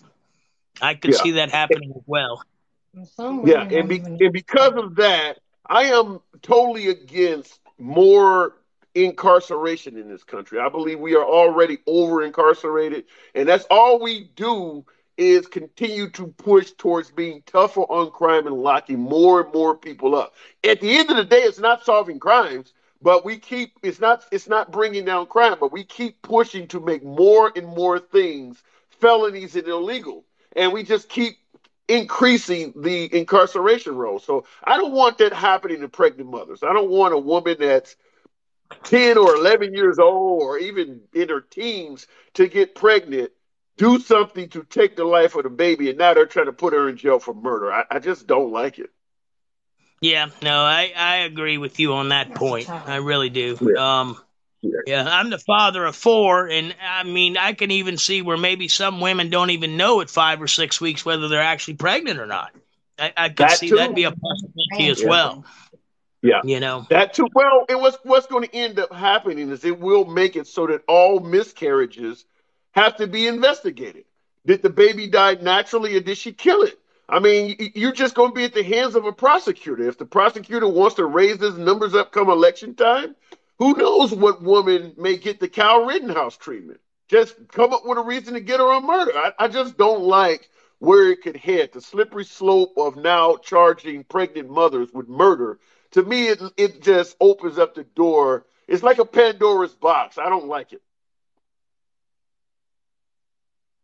Yeah, well, like I say, you'd have to actually, myself, I feel you'd actually have to set a point where, hey, after this point, you just can't have an abortion anymore. You can have it up to a point. I mean, if incest, rape, of course, that's acceptable.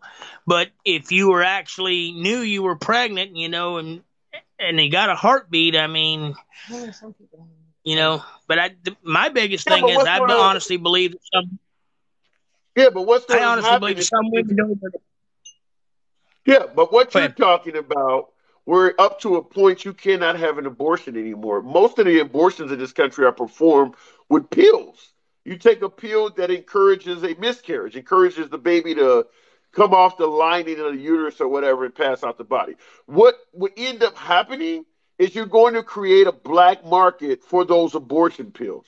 You're literally going to create a black market. So once again, more and more incarceration now, because the folks who are trying to get those pills sold and trying to buy those pills, all of those folks become felons now because you're banning abortion. I mean, it's not going.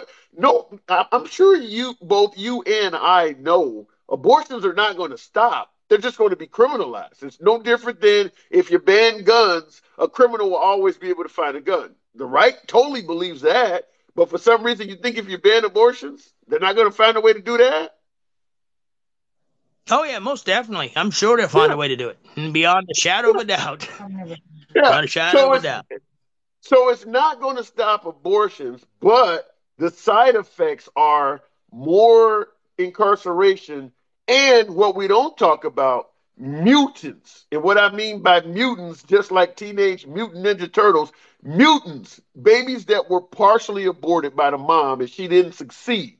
So now you got children coming out missing a head or missing limbs or, it's a retard or something like that because she tried and failed. So you're going to have those mutants as well. So to me, the outcome is bad. I have to agree with you. I have to agree with you. You threw the old retard in there, kind of threw me off a little bit. Well, I mean, if you're using hangers or you're using certain drugs or bad concoctions, you're going to affect the development of that child. Down syndrome or any other, you can make miscarriages or better yet, premature. You create preemies and all kinds of stuff because you're trying to terminate it by, what did they say? Abortion was meant to be safe and legal. Now you're making abortion unsafe and illegal, but it's still happening. The only reason Roe versus Wade was passed in the first place is because of the stuff I'm telling you that's going to happen. So why in 2022, when we think rolling it back is not going to invite that same stuff to come back makes no sense to me. Yeah, it does. And also, I can kind of see, you could actually point that same thing toward a mother that won't quit smoking, having problems and things like that. Just somebody smoking a cigarette, which is legal, you can cause those same type of problems. Exactly. Now you don't cause a miscarriage. Yeah. Like I said, the amount of the slippery slope, the amount of avenues that the slippery slope could go to, I would not want to be a fertile woman in this day and age. I would not want to be a fertile woman because we're even talking about the fact that you could force a pregnancy on her and she got to carry it to term. I mean, it's just a disaster. If you're a fertile woman, I would not want to be in that environment. Yeah, no, I wouldn't want to be the one to have to make that law or that call either, really. Well, as a liberal dealing with Biden's terrible poll numbers and his economy, I got to say I'm happy you guys are doing something that dumb. That's our only hope. You guys keep pushing that kind of shit because otherwise we would be doomed. Yep, yeah. I see your point on that. That. So keep up the good work. I got to move it on no matter. All right, man. All right, thank you. Good talk. Absolutely a pleasure. Anytime, come back. All right. I guess if you saw a video of it, maybe you would change your mind. Cornstar, If I saw a video of a partially terminated fetus, would it change my mind? No. No, it would not. And I'm going to tell you why it wouldn't change my mind. It's because the same video you showing me of a partially, or better yet, where they suck the child out and all of the horrible measures they use to terminate a pregnancy. If you show me a video of that, it's not going to change my mind because that image will still happen if you ban abortion. As I just stated, it's not going to stop this stuff from happening. It's just going to stop it from happening in a well-regulated medical facility. It's still going to happen. It'll be in a toilet. It'll be in a garbage can. It'll be on a park bench. So those same images are going to exist whether abortion is legal or not. So no, it wouldn't stop it from me. No different. This is almost parallel to the gun debate, other than the gun laws are in the Constitution and abortion is not. But it's the same ideology, whereas if you ban it, it's still going to happen. All of the arguments made in regards to the Second Amendment apply to the abortion debate. The only counter argument is that the Second Amendment is part of the Constitution and the right to have an abortion is not. But all of the arguments outside of that apply. It's going to happen. If you ban guns, a criminal will always be able to get a gun on the street. If you ban abortion, she'll always be able to have an abortion on the street. It's the same argument. Going back to the box, Shantae 7-7. Good evening. Oh man, of course you done got me on. I'm trying to run the boy bathwater and everything. Hey, how are you doing? I'm doing good. Good to hear from you again. Good, but now I think you're scared of me now. This is every time I try to get in the box. Now then I gotta go. I'm like, wait a minute, where you going? You can go to bed after you talk to me. Well, I got a little more time. So what's on your mind this evening? Well, I was thinking about the whole Kanye. I wanted to talk to you yesterday about the Kanye because I went back and looked at that video that you were playing with Piers Morgan, and yeah, I was like, me and my husband were looking at it, and his behavior, his mannerism, the way he keeps his eyes closed, and like we've seen that before. I have family members that have the same type of disorder, mental disorder, and it's so sad. It's like I'm not mad at him. I'm just more like these people are taking advantage of this situation. I mean, listening to that whole interview, he was all over the place. He was against Jews, but he was a black Jew. He was, when they talked about his wife, and I didn't get it. And he was, he was sad that he and Kim were never going to work out, but he's her pastor. I don't understand. He was all over the place, and you can tell that the people that are around him he's not, he doesn't want to take his medication. I don't think he feels like my family member, they don't do it either because they don't think anything's wrong with them. They think, especially as they get older and people start distancing themselves from them because there's nothing else you could get from her but, stressed out. And so it really bothers me. I mean, and it goes from even people on lives here, like they'll hold lives with him in the background with the shirts and him and Candace. And, they'll bring in a whole bunch of people, let's talk about, how black lives and white lives matter and all of this and, dissecting black people. Well, let me say this. Now, even as a black man that believes in the slogan Black Lives Matter and all that, I agree 100% that white lives matter, but make no mistake about it, white lives matter and blue lives matter are very similar to the Irish slaves. The only purpose of that is to counter another slogan.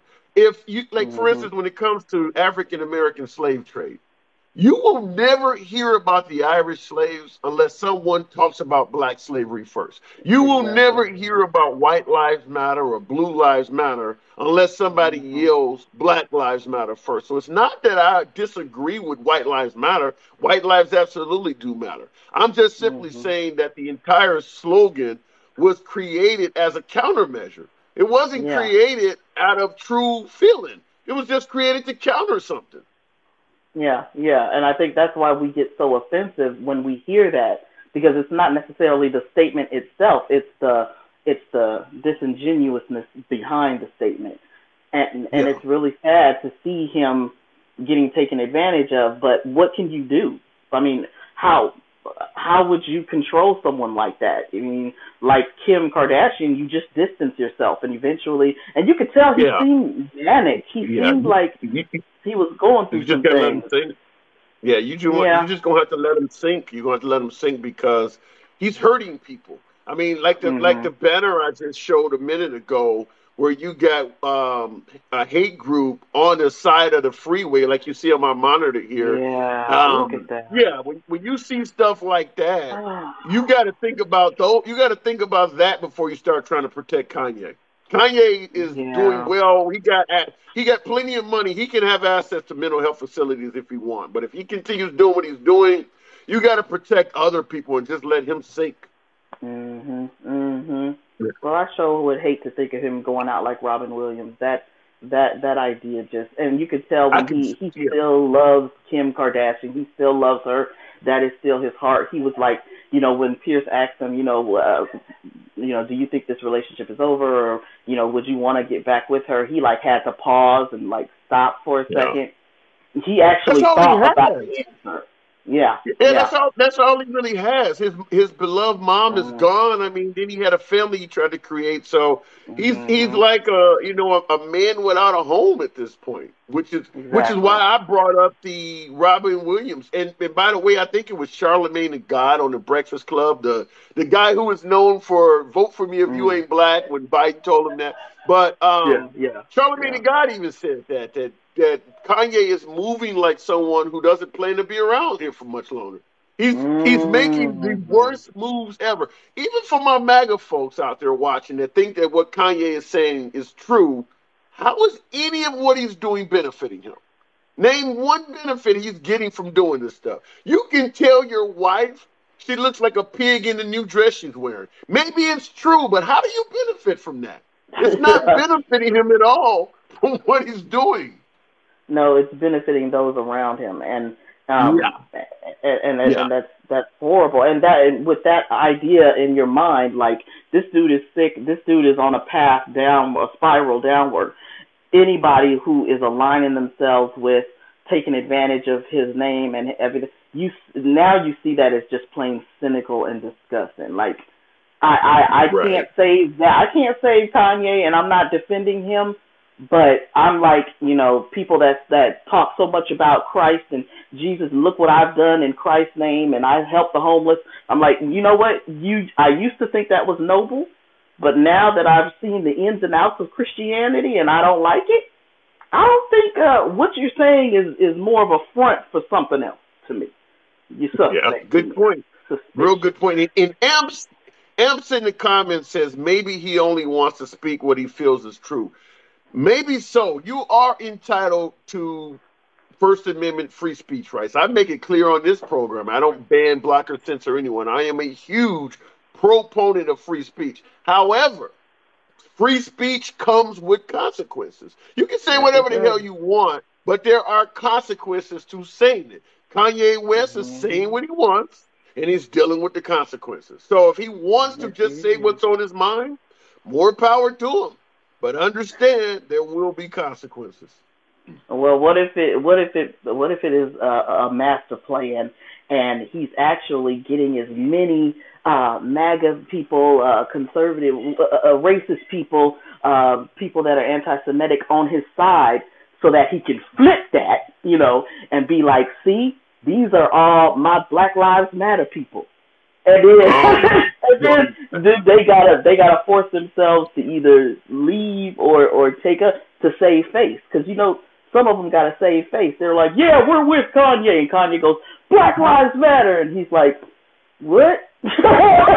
All in the group. What? It's interesting you would say that because he is saying things that are pro-white, But then at the same time, he's also saying the police are messing with black people. On the Piers Morgan interview, he talked about the criminal justice system is targeting black people. I agree with what you said at the beginning of the conversation. He's all over the place. He is literally all over the place. Yeah.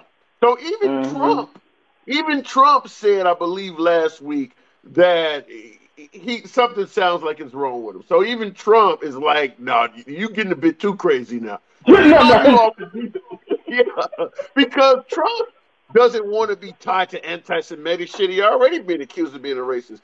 And to me, what Kanye is doing, particularly with him going on Twitter, this right here. Let me play this for you, because this right here to me says about everything you need to know. The thing about it being Adidas is like, I could literally say anti-Semitic shit and they can't drop me. I can say anti-Semitic things and Adidas can't drop me. Now what? So he's admitting it. Wow. So for folks who believe what he said wasn't wrong, he's admitting it. He's literally copying to it. Even Trump doesn't cop to it. So yeah, he's done. When was that interview? When was this? Was this recently, or this is dated October 21st. He actually it was on Twitter. I believe that's what got him taken off of Twitter, but it was on Twitter. Oh, okay, I got it. Yeah. All right. Well, that's really mainly all I had. Oh, and just as I'm leaving, my son is we call them intellectually disabled, and the R word does kind of hurt me a little bit. And I did it. Yeah, because I had that same aunt that I was telling you about, that family member that was talking all crazy. She said, that's why your son is retarded. And I was like, my son is autistic. That's the difference. And it hurt. Like, and I respect you. And that's why I just say, hey, can you use it? Well, and I make it clear, I never try to offend, but understand, like I had an argument with an LGBT member one time, and I always say, understand I am a 50-year-old man. I grew up in the 70s and 80s. Although I want to get my wording correct by today's day and age, that was a word we regularly use as kids. I'm trying not to say but it is part of my vocabulary. Yeah, but I appreciate it. I appreciate you letting me know. Like you had said before, that if a white man was to be like, well, I've always said the N-word. I mean, so you give me some time to work it out. You're like, okay. Yeah. But yeah, I appreciate you letting me on this time. But yeah, I'm still listening. All right. Appreciate that. Always good. Come on back through anytime. Don't be a stranger. Shante? All right. Comments. Don't go there. I remember that. Yeah, Cornstar, definitely a friend of the program. Yeah, that LGBT debate about the pronoun they. I was not trying to insult that person at all. It takes time to get used to some of this stuff. The world moves faster. You know the phrase, you can't teach an old dog new tricks. So here I am, a 50-year-old man. And a lot of shit that I was taught, I have to learn to correct it. I'm trying, but it doesn't happen overnight. In fact, I'll give you a perfect example. I like to be grammatically correct anytime I type a document to someone. Now, when I was in school, we were taught using manual typewriters, word processors, digital typewriters. I literally saw typewriters progress. After a period, you had 2 spaces. That's no longer current anymore. You're not supposed to put 2 spaces after a period. I know I'm bloviating off the subject, but I'm just letting you know that at a certain age, you damn near start becoming irrelevant. A lot of the shit you were taught is no longer correct anymore. Yes, improper Bostonian. I took typing in high school as well back in the 80s. And yeah, we were taught when you type a period at the end of a sentence, there's supposed to be 2 spaces. They don't do that anymore. And I believe that modern processors will correct you if you try to put 2 spaces at the end of a sentence. I mean, shit, I'm learning this at 50. Same thing with the commas. If you're going to say, okay, bring home some apples, oranges, pears, and peaches. I believe after pears, before and, there's no longer a comma there or something like that. They're changing this shit. as we get older. So it's challenging to keep up with this stuff. I'm starting to become a grammatical Karen because I'm like, you can't change the game in the middle of my ninth inning. I'm only going to be here for another 20, 30 years. Let your boy keep typing the way he used to, and then you can do that for these new kids. Anyway, going back to the box, bag phones. Oh, Elisa, yeah, you're really going back. I don't want to get too far off topic, but yeah, I remember the old phones, the bag phones you carry around. In fact, like I said, I am a 50-year-old man. The first time I ever saw a cell phone was in the old television series Heart to Heart. Stephanie Powers, and I forgot the name of the guy, or Richard Wagner or some Robert Wagner. Heart to Heart. They had a phone in their car. That was the first time I saw someone with a mobile phone. I think that television series goes back to 1981. Crockett, Miami Vice, he had a phone in his car as well. I'm not counting, what was his name? Can't think of the guy who played the character Michael Knight on Knight Rider. I'm not counting him because that was some futuristic shit. But yeah, that's the first time I saw a phone in the car was in the old television series, Heart to Heart. I took up the whole front part of your car. Yeah, those big ass phones. Well, you got to think how very few cell towers existed back in those days. So if you had a telephone in your car, it would have had to put out a hell of a lot of wattage to reach those towers, considering how far apart they were. Which is also why I go after conspiracy theorists who claim putting a phone in your head is going to give you cancer. I'm like, if you were going to get cancer from radio frequency waves, you would have got it back when they were holding around phones that put out 5 and 10 watts. These little phones now barely put out any power. They were putting out phones that needed a car battery to power the damn thing. If you were going to get some kind of cancer, you would have got it from those phones. Those phones were putting out enough power to really to turn on a light bulb. This shit they're using now is in the milliwatts. So I just wanted to bloviate and go off on that with you guys. You guys are always take me down to different areas. It's always good to have you guys here. We got a little bit more time to talk. I'm going to go back to the box. Tap the screen, as I always ask. The audience is went a little bit further left. And like I said, liberals are always welcome on the program. But tap the screen. Maybe we can make 30,000 likes happen before the show is over with. I do appreciate the fact that you guys are rolling with me.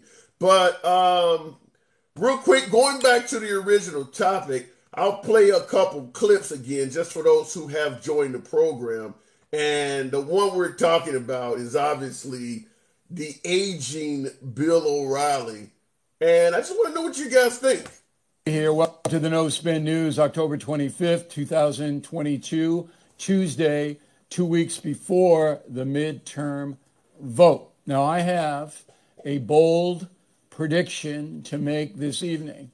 Are you ready for a bold prediction? A bold prediction? If you're not ready, you got to leave the room, or you got to turn us off, because this is bold.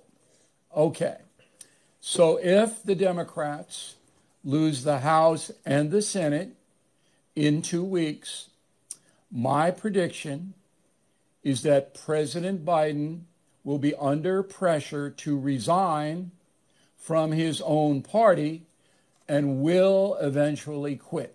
Now, that's about as bold a prediction as you're going to get. Damn right it is. Twisted 772. Let's go back to the box. Will Biden hit the presidency strictly delusional as fuck, says Dana Bobena. Okay, Twisted 772. Good evening. How are you tonight, handsome? I'm doing good. The idea that President Biden will resign because they lost in the midterms, you think there's a possibility? Doubtful. But here's another question for you. When did Bill O'Reilly become relevant again? You know, a good question. I'll just be honest. I've always been a huge O'Reilly fan. He's what turned me on to Fox News back in the early 2000s. I no longer watch Fox now because they've kind of been warped into a Trump network as opposed to a right-wing network. But I thought he was closer to being fair than what they have now. So I always watched him. And when he got Me Too'd in 2017, I ended up following him on other programs. So, I mean, he still has some relevance. He still has, I mean, he's had members of the Trump organization on his show. He still gets those guests. Sean Hannity has appeared on there. Those people are still following him. This man has a lot of favors out there. I don't know. I don't watch O'Reilly or Fox or any of that shit. But that's fair you enough. know, I get it. I get it. no clue. You know, I didn't even know he was still around. Honestly. Yeah, he out there. He's still out there. I wanted to talk about Cuomo, Fetterman. by the way, Chris Cuomo, you know, his brother, the governor of New York, Andrew Cuomo, that also got Me Too'd, and Chris Cuomo got kicked off CNN. Chris Cuomo is back out also, and he's another. I'm a big fan of his as well. He has a show on News Nation. So these guys are still out there. So is Megyn Kelly, another one that got kicked out. They're doing it on the internet now. But go ahead. Oh, okay. I mean, to me, O'Reilly's prediction is no different than Hillary's prediction the other day. It's all the same shit.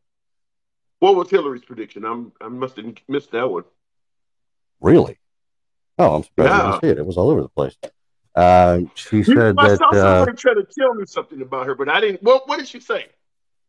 She said that Trump was going to steal the midterms and steal the 2024 election.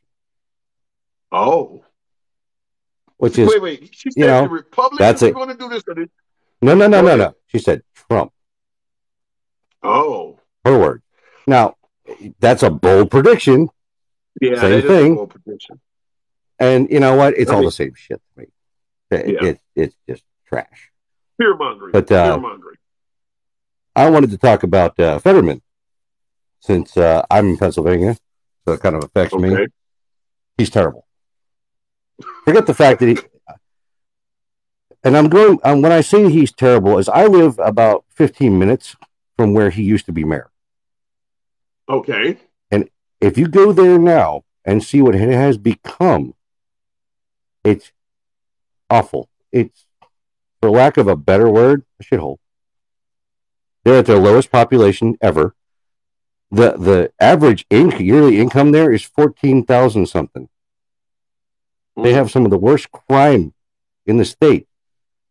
What did he do? He just tore down some old buildings that were abandoned. That's it.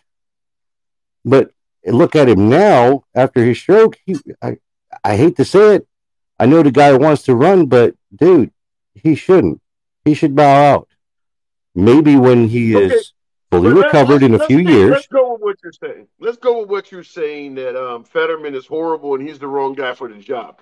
What should the liberals do if they are pro-choice? Should they vote for Dr. Oz? If they don't like Trump and he's on stage saying he would support Trump if Trump runs again, what should the liberals do if Fetterman is not the guy? Should they go with Dr. Oz? I mean, that's up to them. But honestly, Fetterman should really step out. I don't, and I'm just going to say this just to say it. I don't have a dog in the race when it comes to the abortion debates, so I don't get into them. I can't have children, so I don't. It's just not an issue for me. So I don't but do you even if you, because I'm not worried about that either. I've enjoyed a few snips here and there, so that's not going to happen with me either. But I'm not a fan of even a strange woman I don't know being put in jail for murder because of a pro-choice decision. I don't want that to happen to even strangers. So I don't have a dog in the hunt either, but I'm still going to hang at the Greyhound Park because I like dogs. I don't want that to happen to anyone. Well, until that bill is proposed, that I can sit and oppose it, you know what I'm saying? I'm pro-choice myself. Until they come out with it. So there's a law right now that says if you have an abortion, you're going to go to jail for murder. If there are plenty of states that have already passed laws that the doctor can be thrown in jail for murder. That's already legal now. If you have an abortion throughout the South, anybody that helps you can be charged. That's in place now. And then you got folks like Herschel Walker, people who have not even been elected yet, coming back behind to strengthen it by saying even if you're assaulted, you can't do it. So, yeah, I mean, I think it's pretty clear the direction they're headed in. Is it? Just because one or two people say it doesn't mean it's actually going to happen. Well, give me some Republicans that haven't said it. Who has? I don't. pay attention to, again, I I don't just I told don't you get into that, Herschel but Walker okay, has but said it. he's a candidate. He's not elected. So tell me some elected Well, officials that are saying these things. well, okay, Mitch McConnell has said it. Mike Pence has said it. Who Okay, else? Mike Who else Pence is has no said it? longer in office or anything. Mitch McConnell's Yeah, but a Mike, piece of crap that the nobody likes. point I don't I'm know how the trying hell to he keeps make, getting okay, elected. yeah, the point I'm trying to make to you is that the entire Republican Party is promoting this. And you're just like with the Nobel laws, it's pretty clear where the liberals are headed for on that. You can see where the Republicans are headed for in regards to abortion. To pretend like it ain't going in that direction or saying I'm gonna sit back and wait till that comes up when you know it's going to come up. I mean, why not get proactively ahead of it? I mean, all of the people that's running are saying that they're in favor of it. So do you just sit back and wait till it's right in your face? Okay, so you're proposing that you elect somebody who can't think straight, can't talk straight, can't even make a clear sentence, and that's a better I would option. elect a The, I would elect a the I would man, elect a dead person. I would elect a dead person before but, electing somebody that's going to but put somebody in listen to jeopardy of what you're murder. listen to what you're saying. Listen to what you're Listen, saying. I'm We're talking hearing about it. real. I'm We're thinking talking about about real things here. We're talking about real yeah. things here. I Fetterman, know. maybe after he's actually fully recovered from his stroke, can run. But right now, seriously, it's not a good. He cannot. He can't think straight. The man, he's sick. He's sick. He's in recovery. He should I get recover. your point. Listen, Twisted, But I get your to point say that 100%. Go a ahead. dead person would be a better choice than a doctor, whether you like the guy or not, whether you like all his policies or not, that's ridiculous. Come on. Okay, let me explain. Let me elaborate on why I said that. He just stated during a debate yesterday that a woman's right to choose should be between her doctor, and a state politician. So he is making it clear that a politician should be able to decide what you do with your body. If it came down to somebody telling me what I should do with my body, as opposed to voting for a dead guy that was going to let me control my own body, I'm voting for the dead guy. That's why I said that. Okay. So what you just said there is his position is I don't want it to be federal. I want it to be state, right? So it's not on him. Yeah. He's saying I don't want this to Yeah. be on me. I want the I state to want decide, like it's already. 100%, You know what I'm saying? 100% right. You're 100% right. And my point still is, when it comes to what I do with my body, I don't want the state to decide. I want to be able to do that myself. I don't care I who don't you want the say. state to decide either, but Right. they've tried before. Right. So we had I'm going to repeat my mandates for point. vaccines that people didn't want, but nobody cared then. Exactly. And a lot of people who are anti-vax would probably vote for a dead guy than a Nancy Pelosi or Governor Whitmer of Michigan. Same logic. They would probably vote for a dead guy as opposed to them. I'm using that same logic. When it comes to somebody forcing me to do something with my body, I would vote for a dead guy that's going to let me make the decision myself. That is why I'm saying that. Okay, and that's what they did in 2020. They voted for Biden because anybody but Trump, right? And look where we are now. Look at the Democrats' poll numbers now. They're terrible. Yeah. And you know what? If they're running on abortion, that doesn't even make the top 5. It doesn't even make the top 3. The economy is where people are at. People are worried about whether they're going to eat or put gas in their car. It's not the top of the list. I hear your point, and I do agree the polls do reflect what you're saying, but I'm going to say the same thing Trump said in the 2016 election. Sometimes the polls aren't true. There might be women that are voting based on abortion that are not telling the pollsters the truth. We won't know until the election comes out. I understand the polls are predicting a red wave, and they may be right, but the polls 2016 showed the polls are not always true. That's true, but that doesn't mean they're always wrong either. That is true too. 100%. Like I said, there may be a red wave. There actually may be. In fact, I tend to believe for certain that the Democrats are going to lose Congress. I don't know about the Senate, but I do believe they're going to lose Congress. But I'm just saying, everybody has issues that mean more to them than something else. I'm not a fertile woman, as you pointed out. You're beyond that realm as well. But I got to tell you, if I was a young woman, I would favor that over the economy. Certainly when you got folks out there that are saying, that even if you are assaulted and impregnated, we still want you to have that kid. $2 gas ain't gonna make me vote for that. I understand that. Hey, I'm right there with you. As far as I'm concerned, I don't care what other people do. If you ask me what my opinion is, I'm pro-choice until the point of viability, and then after that, well, sorry, I don't agree. Okay. Yeah, but I think that's fair. But if it was so important, if this issue was as important as you're putting it out there, then why haven't they codified it now? They could do it right now. Congress can come together right now and do it right now, and they haven't done it. Why? I don't think they had the numbers to do it. They would have to do it through the Senate as well. I don't think it would make it through the Senate. Well, yeah. And why didn't they make it through the Senate? Because 2 people voted against it. Why did they vote against it? Because they were trying to expand it. At least that's what their reasoning was. That's what they said. I'm not disagreeing with your argument. Okay, but here's the thing, though. But you need 60 votes, and you're not going to get a single Republican vote, even if you don't expand it. You're not going to get a single Republican vote. Then you work with them. That's the way things are supposed to get done. You talk to them, say, hey, what is it going to take to get this passed? If you believe abortion is murder, nothing's going to get you to what? No. But yeah, but I'm sure that there are people there. You can't say that every single one of them has the exact same view. You tell me you can't find 10 senators who think that abortion up to the point of viability. I don't know that. Do you know that? Have you talked to every one of them? Do you know all their views? I don't.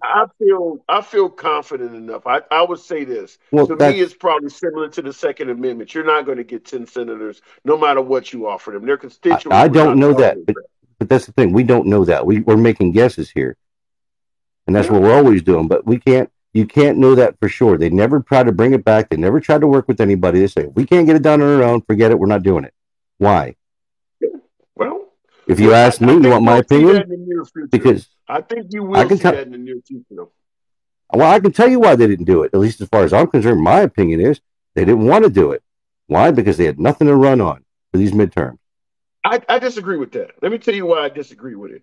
I believe that the liberals made the mistake of thinking precedent meant something. In other words, the Supreme Court ruled that Roe versus Wade was the way and abortion was fine. And not only did they believe precedent meant something, all of the Supreme Court justices that Trump appointed, Kavanaugh, Comey, and the other guy, Barrett, or whatever the third person, they all made it sound like we're not even going to touch this. So I believe the Democrats, I believe you are correct. The Democrats should have codified it. I believe Ruth Bader Ginsburg said the same thing. However, I think that they felt that precedent meant something. This stuff has been around for 50 years. There's no way they're going to do it. And I would tell you this. If I had been on here or you had been out somewhere or a liberal was on television somewhere saying that if the Republicans get in office, they're going to roll back Roe versus Wade, they would have been accused of fear-mongering.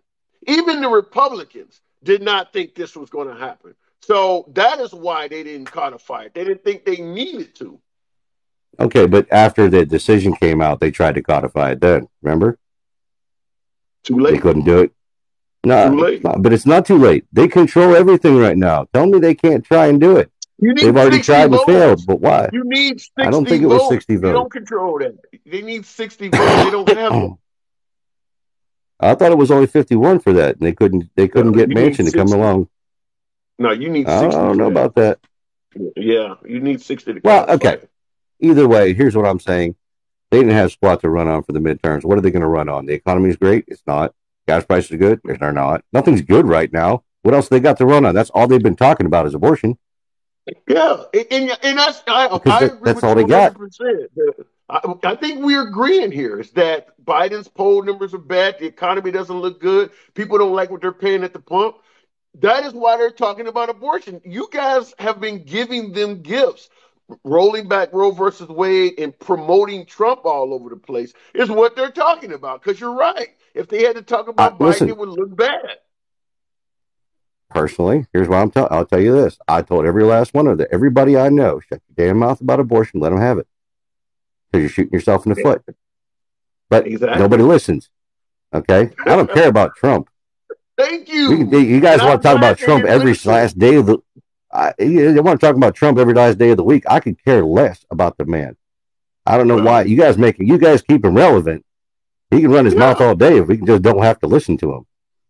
Why would we not keep Trump relevant when you just admitted if we're forced to talk about Biden, it's going to look bad? As long as Trump keeps talking and interjecting himself in all the races, that is a gift to liberals. If you guys were to put DeSantis at the top of the ticket with a Nikki Haley and get Trump to shut the fuck up, we would be toast. But fortunately, you guys keep giving us gifts. All I can say is Merry Christmas and thank you. I got to move the program on, though, Twisted. I'll give you the last word. Well, I mean, you say it's gifts, but the poll numbers, none of these polls are saying good things for you guys. And I hate to say it, but that's just the way it is. That's not true. That's not true. You said none of the poll numbers. The polls are still predicting the Democrats. Wait a minute. The polls are still predicting the Democrats to hold the Senate. With the Biden economy, that shouldn't be. The poll numbers should be clearly on your side. They are not. They're on your side for Congress. They're not on your side for the polls are you looking at? A lot of them. The aggregate says otherwise. The aggregate says otherwise. I'll look it up while you're online. Give me a poll that you're telling me. I'm not online. Huh? I'm not online at the moment. Okay. I would tell you. I was talking about the aggregate. Okay. I'm not talking about any single poll. I'm talking about the aggregate. I would tell you after our conversation, go look up the polls when you get a chance to get online and see what they say about the Senate. They're still predicting that Democrats have like a low 50% chance of winning. It's still favored for the Democrats to hold the Senate. If Biden is doing as bad as you're saying, that shouldn't be. And that's because Trump and abortion is hurting you guys. Biden is not helping himself. You are. You guys are helping us. I don't think Biden's helping anybody. I think he's hurting everybody, including you guys more than anybody else. He's hurting you. Right. Well, maybe. I'm not saying that, but I'm not saying Trump isn't. That's why I don't talk about him. I don't care about the man. You guys do. Right. You run your show every day. What you're saying applies in reverse. You're not talking about Trump because you don't think he's helping. We're not talking about Biden for the exact same reason, which is why you guys keep talking about Biden and we keep talking about Trump. No, we talk about Biden because he's the president. Trump isn't. But he's trying to be. Well, it doesn't matter what he's trying to be. What do you mean it doesn't matter? If the guy's trying to be the next president of the country, you said we shouldn't talk about the guy who's trying to lead the country? We should talk about the guy that's actually leading the country into the toilet. Right. So we talk instead about the guy of worried about the guy who might run again, who might do this, who might do that, who might be president. I'm worried about the guy who is president. That's you. That's you. Well, you have a right to worry about what concerns you. What? You should worry about that too. No, we're worried about a guy that's putting in people that are saying that women should go to jail for murder if they have an abortion. It's not just Trump running. It's all those candidates he's putting in too. He is very busy in politics. Right now, not in 24. Right now, he is very busy in American politics. See, they talk about him not controlling the gas prices while he's depleting the Federal Reserve. And going to Saudi Arabia to Saudi Arabia and saying, "Can you delay your price hike for 1 month?" How's that not a quid pro quo? I don't know. I'm with you on that. I'm gonna tell you this. Okay, but I'm more worried about Putin and what's going on in Europe right now with World War III heading around the corner than I'm worried about what the hell Trump is doing. Well, that's you. But that is you. That's not every voter. If you want people to stop talking about Trump, why don't you try to get Trump to stop talking? Maybe that would help. Because I don't control the man. Do you? Well, and you don't control the voters. They're going to keep talking. No, I don't. But like I said, I'm more worried about World War III than I'm worried about Trump. But that's you. That's not other voters. That should be everybody. Well, Trump should not be talking. We don't get what we want. We don't always get what we want. You say everybody should be focused on Biden. I say Trump should be quiet. I'm not getting what I want. You're not going to get what you want. Okay, well, time will tell. Fair enough. You're welcome back anytime. Come on back through. All right. Later. All right. Looking in the they'll see it in November. Pivot. Putin looked like many in the United States. I don't get that one. Agent Orange sold us out to China too. Yeah. Well, in regard to what the previous caller was saying, you know, whether Trump is in office or Trump is not in office, throughout Trump's tenure as a politician, us liberals have been told the whole time to stop talking about Trump or how we should view Trump. When he was president, we were told not to complain about the tweets. Shut up about the tweets. Stop, ignore what he's saying. I'm just trying to make the point that we all are voters and we all are entitled to focus on what we want to focus on. It's not up to the next man to tell you what you can and cannot find important. Perfect example, if you are a heterosexual male, why do you care about your neighbor marrying another man? You think I could have went and told a Republican, you should only care about who you marry? You shouldn't care. No, people care about what they care about. Here we are talking, we're both well above the age of having to worry about children, but we're having an abortion conversation. How many older men that are 50, 60, 70 years old are telling 20-year-old women that they can't have an abortion? As they say in the gun debate, if you don't want a gun, if you don't like guns, don't own one. If you don't like abortions, don't have one.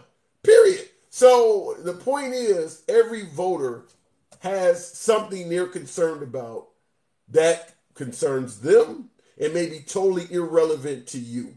And at the end of the day, you have no control over what someone else or what reason someone else is voting for. He was trying to tell me what me as a voter or what some other voter out there should be focused on. It doesn't work like that. It does not work like that. Everybody has their own reason why they're voting. Looking in the comments. What did it say? Oh no, Mr. Handsome, you just blinded me. How did I blind you there, Lady Patriot? Let me go back to the box. Dennis Korb. Evening to you. How's it going, brother? Not too bad at all. I'm in the trenches as usual. What do you think? You think Biden would consider resigning if he loses in the midterms? I think he wouldn't have much of a choice. So, because he's either gonna resign. He's either gonna resign or he's gonna get impeached, one or the other. So no matter what. What would be the grounds of him being impeached? Well, there are a lot of great reasons to impeach Biden right now, but let's just going back to the beginning. I think you and I have discussed this once before. The whole Ukraine deal during when he was vice president, all right, is the first and foremost. I mean, he has a open video of him admitting that he bribed the Ukrainians, and that alone would get him impeached. So that doesn't include the southern border. That doesn't include like the fact that he's responsible to uphold the laws as it pertains to immigration, and he hasn't done that. So that alone can get him impeached. All right. So he would really not have much choice but to resign. All right. If he wants to retain, if he wants not to be impeached, he would have no choice but to resign. Do you believe, well, not necessarily, because even if, let's say you're right and he gets impeached, maybe a Biden impeachment might galvanize the liberals toward Biden the way it did towards Trump. Maybe he would see that, let him impeach me. It'll make people feel sympathetic for me because they'll think it's bullshit. And I got liberals in the comments right now saying it's bullshit. Same way you guys believe the witch hunts, believe that the impeachments of Trump were witch hunts. So maybe he lets you guys impeach him so that it'll draw a lot more folks to the Democratic Party. Would you think of something like that? Well, the impeachments of Trump have been proven to be witch hunts. I mean, there's a huge difference between the two. I mean, you've had court cases that's not true. Sure they are. Sure they are. How so? They absolutely proved it. They absolutely proved that the Mueller investigation was proven to be a lie. Durham has already exposed the FBI for actually fabricating evidence. All right. So that alone basically blew them out of the water. Why did Mueller come back and say that he can't prove that Trump is innocent or guilty. If it's a witch hunt, he should have been able to prove that Trump didn't do anything wrong. But you're skipping over the fact that Durham has already exposed that the FBI fabricated evidence. So that alone right there proved everything that the entire thing was a lie. So Okay, I mean, well, if Russia I'm under the impression. if Russia collusion was a lie, which based on the fact that the FBI fabricated evidence, then the entire impeachment was a lie. All right, it's really what it comes down to. Yeah, but you're basing a lot of this stuff on the Durham report that you keep mentioning, and I'm under the impression that Well, it wasn't the a Durham report. was, It wasn't a well, report. I'm It under the actually impression that what he produced was discredited. It wasn't just a report. All right, Durham has actually brought the guy to court, and he's admitted that he fabricated evidence. That alone, I mean, he's already gone to court and he's gone to jail. All right, so if the FBI agent went to jail for fabricating evidence, that alone is proof that the Russia collusion case was a lie. So that's not a lie, guys. Go look it up.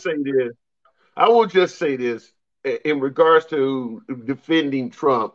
Nothing came out of it. I'm not going to buy into it was a witch hunt or a lie. I'm just going to simply say he was not convicted, and we got to go with that. Just like Hillary Clinton, you guys are always yelling, lock her up. She wasn't convicted of anything. So we could easily say the same thing. It was a witch hunt. Nothing came out of it. She was So protected I don't know. too. All right, let's be realistic, liberal. She was protected. All right, So was Trump. But Attorney General Barr on that first impeachment, he protected the hell out of Trump. And so did Mitch McConnell in preventing the Senate from even investigating the second impeachment. He was protected too. There's a difference. Yeah. She was protected by the FBI themselves. All right. Basically, Comey came out and said, yeah, we have all this evidence, but we're no prosecutor would convict. Bull crap. All right. If you or I'm ex-military. If you or I did what she did, we would be in jail right now. So they had a guy who went to jail simply for taking pictures inside a nuclear sub. He went to jail on her watch. All right, and yet she destroys. She basically did bleach bits and destroys all kinds of stuff. Doesn't go to jail. Let me say this. Let me say this. In regards to your point of Hillary Clinton, if you did what she did, you'd go to jail. You're probably right. However, I will tell you this: if you had 20 women accusing you of sexual assault like Trump does, or you led to an insurrection like that on January 6th or whatever the hell that, you would be in jail too. So I agree with you that these people are getting away with shit that you and I would not, but that extends to Trump as well. He has gotten away with stuff that would. You realize that even the liberal media, what was her name? What's the name of that CNN reporter? She was really popular for a long time. I think she still have a thing on CNN. What's her name? I don't know. I don't remember her name off the top of my head. But even she came out and admitted that when Trump was giving his speech, all right, that the people that were there to hear his speech were not even at the Capitol at the time that it originally was breached, and that those people that came from Trump's actual speech, it was Maddow. Maddow actually admitted during a CNN segment.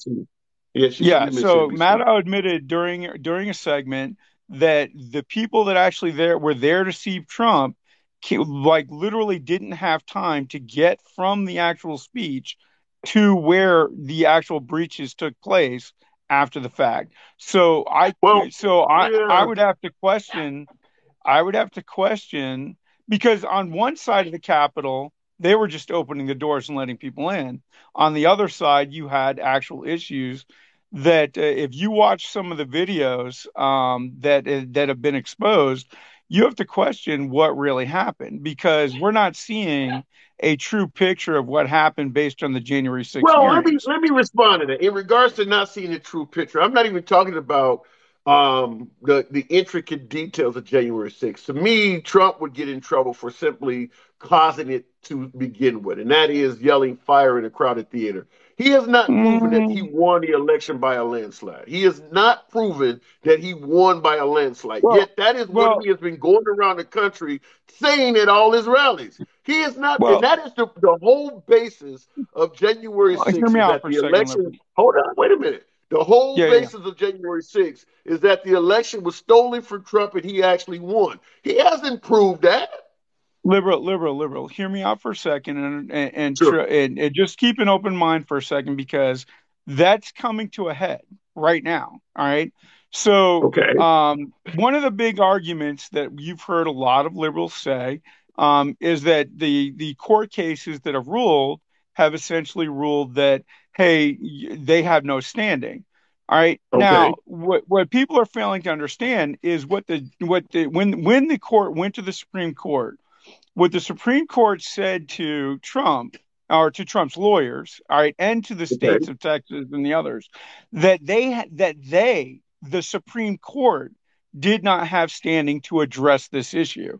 The reason why is because the Constitution does not relegate the ability to fight, does not relegate the ability of arbitration of the election to the Supreme Court. It relegates it specifically to the state legislatures, meaning only the state legislatures have the right to actually overturn an election within their individual states. All right. So that's actually constitutionally stated. So because of that, all right, the Supreme Court said that the judiciary could not rule. All right, they have nothing to do with this. All right, it strictly had to go back to, hear me out. Let me finish. Yeah, which is why, right after the Supreme Court ruled, all right, all of Trump's lawyers started going to the individual state legislatures and making their arguments, because the Supreme Court basically said, we don't have anything to do with that. Individual states? How did they do when they went to the individual state legislatures? How did they do then? Well, that's coming to a head right now, because some of those states have actually gone. How have they been doing so far? Hear me out. That's coming to a head right now, in that the state of Texas and some of those states have gone back to the Supreme Court and said, hey, we need you to rule on this particular situation, meaning it's a states' rights issue versus a federal government issue, in that the states are saying to the Supreme Court, all right, who is actually in charge or has the right to rule, because they're questioning it as well. All right, so the Supreme Court has to make that ruling right now. All right, and that's actually one of the things that Hillary was arguing. When the guy mentioned Hillary, let me respond to making her something. video. Okay, let me get in now. Let me get in. You're going on. What I'm trying to say actually matters here. You're going on long enough that I'm not going to remember all your points. I mean, you got a pretty long statement there. Okay. Yeah, go ahead. The problem is this. Essentially, whether it's the Republican Senate, most of the members of Congress, there's very few Republicans, particularly the governors. Is there any governor in the United States that is Republican that believes the election was taken from Trump? Even his own party is not buying this stuff. So whatever you're talking about the courts and it's coming to a head, it doesn't look like it's going any way, shape, or form in the direction that you're talking about. It's because even the Republican Party is all over the place saying Trump lost. That's why he's trying to get new people to win these races, because the people who were in power are saying he lost. So allow me to address this for 1 second, Liberal. What I'm saying is that the reason why Hillary is actually coming out and saying that the Supreme Court is about to make a big ruling that can affect the future elections is because the states have gone back to the Supreme Court and told them they want them to rule on whether or not it's their responsibility to oversight the actual presidential election or not. All right. So if the Supreme Court says, yes, it is the state legislature's responsibility to do that, then in that case, all right, they're recognizing now, okay, well, we didn't realize that was a power that was our responsibility before. And now they're stepping up and saying that they would take that responsibility. But Okay. they need the I Supreme get that. Court to clarify that. All right. I get So that. that's what it's Okay, coming okay, I down to. understand that. Yeah, I understand what you're saying. But even still, if the Supreme Court steps up and rules to overturn an election, let's assume they get that power, they still have to rule based on evidence. I And don't my think they're point going to is, do that. Don't get me no, wrong. I don't think they're going to do that. But I no, do I'm think that certainly they're not. going to Yeah. tell the state legislature, because here's the reality. All right, at the end of the day, the minute Biden was certified, he was president. All right. There is no changing that based on the rules in the Constitution. The minute Pence certified Biden, Biden was then president of the United States for that 4 years. Okay. No matter All what, right. that's the way the Constitution is written. So what it comes down to is the state legislature. So all the arguments about overturning the election and all that stuff is irrelevant. All right. So what it comes down to is, do states have the right to oversight themselves? And that is what Hillary is concerned about. Is she's like, well, the Republicans control 28 states, and if they decide they want to overturn an election at any time they want to, theoretically they can do that. I don't think that's the case, but I don't think that anybody is going to go out of their way to specifically overturn elections just because. All right. I think that in this particular Well, case, they're just let me trying to respond. clarify responsibilities. Okay, well, the problem is when you said you don't think anybody's going to go out of their way to overturn an election just because. I want to agree with you and be the same way, but that's exactly what Trump was trying to do. He was trying to get Mike Pence to overturn the election in January of 2021. And even here we are in January, or better yet, we are now currently in October of 2022. And even you're willing to admit stuff is still coming. Wait a minute. Stuff is still coming to a head, as you're putting it, as late as October of 2022. So what he was asking Mike Pence to do in January of 2021, he had zero grounds to do that. So, yeah, when Not you say, necessarily true. Not necessarily true. what All right, grounds did he based on, have? hear me out. All right, because I know this is going to be skeptical and a lot of people are going to want to be upset about it. Already is. But here's the thing, hear me out. So during and I'm going to use the 2016 election as a example, just so you understand where I'm coming from. In 2016, when they tried to overturn the election, all right, or basically when people were saying that Trump stole the election, you had a lot of Democrats coming out saying, well, we're trying to place our own electors, all right, for this state because we believe that this state was stolen and we believe that that state was stolen. There was they were following the Constitution because it is allowed to be able to do these things. All right, but the requirement is that a senator has to back that play. All right. And it didn't happen during 2016. No senator agreed with any House representative to back their play to be able to overturn or what was it called? To be able to contest any of the state elections. However, in 2020, you did have state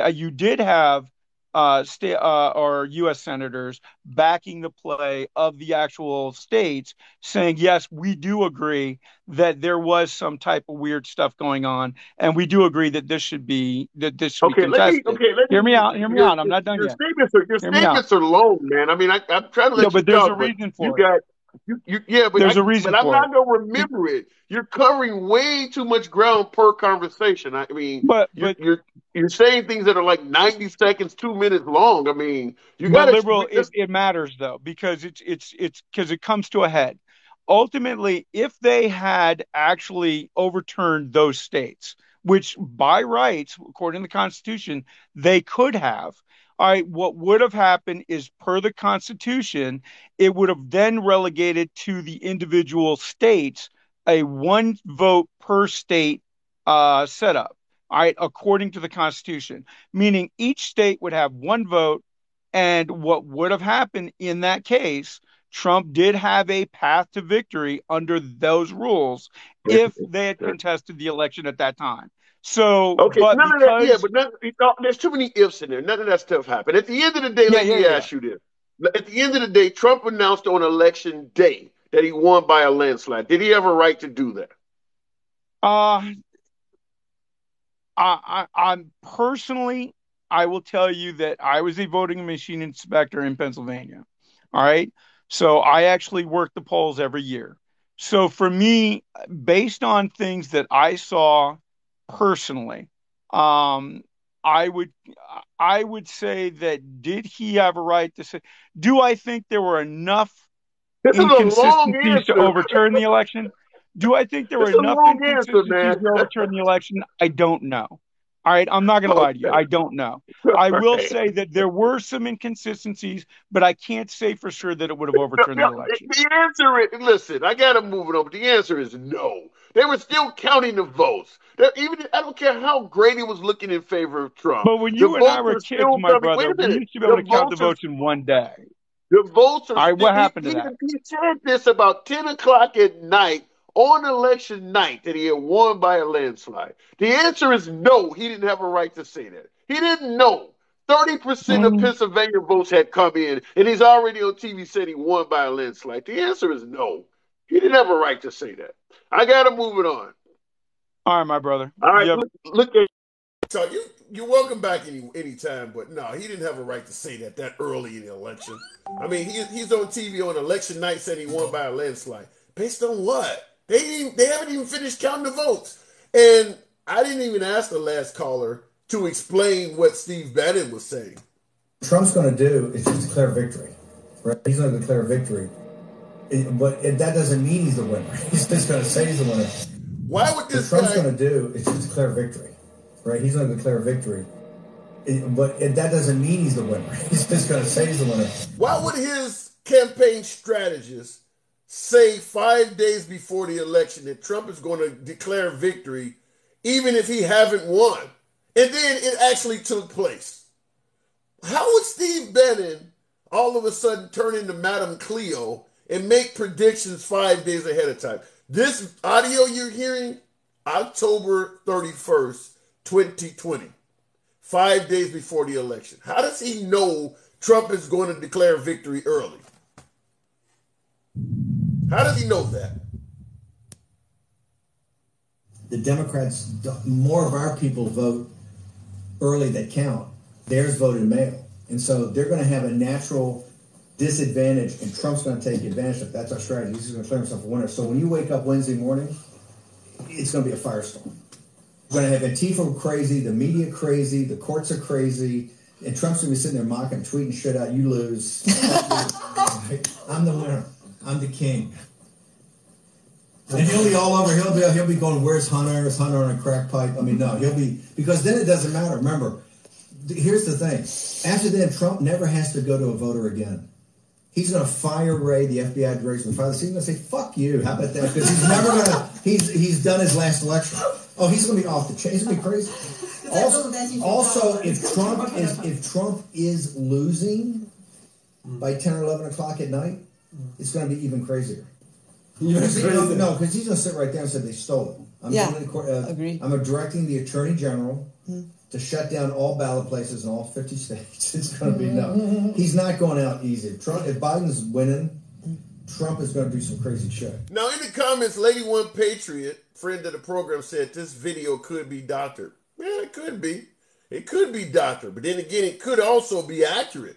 So because what he's saying is absolutely what took place. And by the way, Steve Bannon, there's nobody stopping Steve Bannon from coming forward and saying, I didn't say that. I mean, he could also celebrate Shaggy. It wasn't me. You see Herschel Walker. Herschel Walker is over there playing Shaggy's greatest hits. All of them baby mamas, just my baby mama. Who that is? Just my baby mama. You hear Herschel Walker denying everything. Steve Bannon is not denying this audio. This audio came out in the January 6th hearings. He's not denying this or saying it's doctored at all. He's keeping silent. He's pleading the fifth all over the place and not showing up for subpoenas and shit like that. So if the audio is doctored, the first question I would ask is, why isn't Steve Bannon coming forth and saying that? As opposed to folks trying to make up defensive tactics and say it is. He should come out and say that. That is Trump's Trump's campaign strategist, the guy who comes up with the strategy for Trump to get reelected in 2020, saying that the guy is going to announce that the election was stolen from him. His own campaign strategist? I don't know. Are we just supposed to ignore that?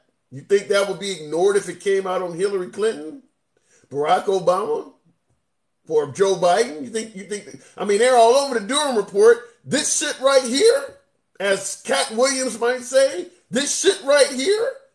What are you supposed to do with that? Okay, let me go back to the box. Bannon is going to jail for 4 months. He should go to jail for longer than that. When you think about how much money Steve Bannon ripped those people off, put your name on a brick to go on the wall, spent all that himself, 4 months is light. I would do 4 months for millions of dollars. Good evening, Rain. Hello, my friend. How are you? I'm hanging. I so admire you. The last two callers were, I don't even know how you get through this stuff with a straight face. Like, it's just crazy. Like, seriously. The shit is just like, what are you talking about? Like, you really think this last guy was like, oh, well, the legislature should be able to pretty much throw away the Americans' votes and they should just make decide who the president is? And then he said that the Supreme Court hasn't ruled on these things before. Bush v. Gore. Does not anybody remember how the Supreme Court stole that? Well, that they truly did steal that election. 500 votes. Who was the governor of Florida at the time? George Bush's brother. Like, come on, man. Like, the whole thing was, you want to talk about stolen elections. Well, there's so many avenues to counter this stuff on that. As you're pointing out, I missed a few things. And I didn't play the Steve Bannon audio to him. And there's so many avenues to counter. But I do believe in, like I said, I always enjoy having conversations with MAGA. That's my preferred guest. And I let them get their point across. I don't have to agree with it. Clearly, me and him did not agree at all. And, yeah, I'm with you. It is what it is. I mean, Trump lost, and what he threw me off but we with. don't have to be in America. We can have different viewpoints on everything, but we have to have a baseline of facts.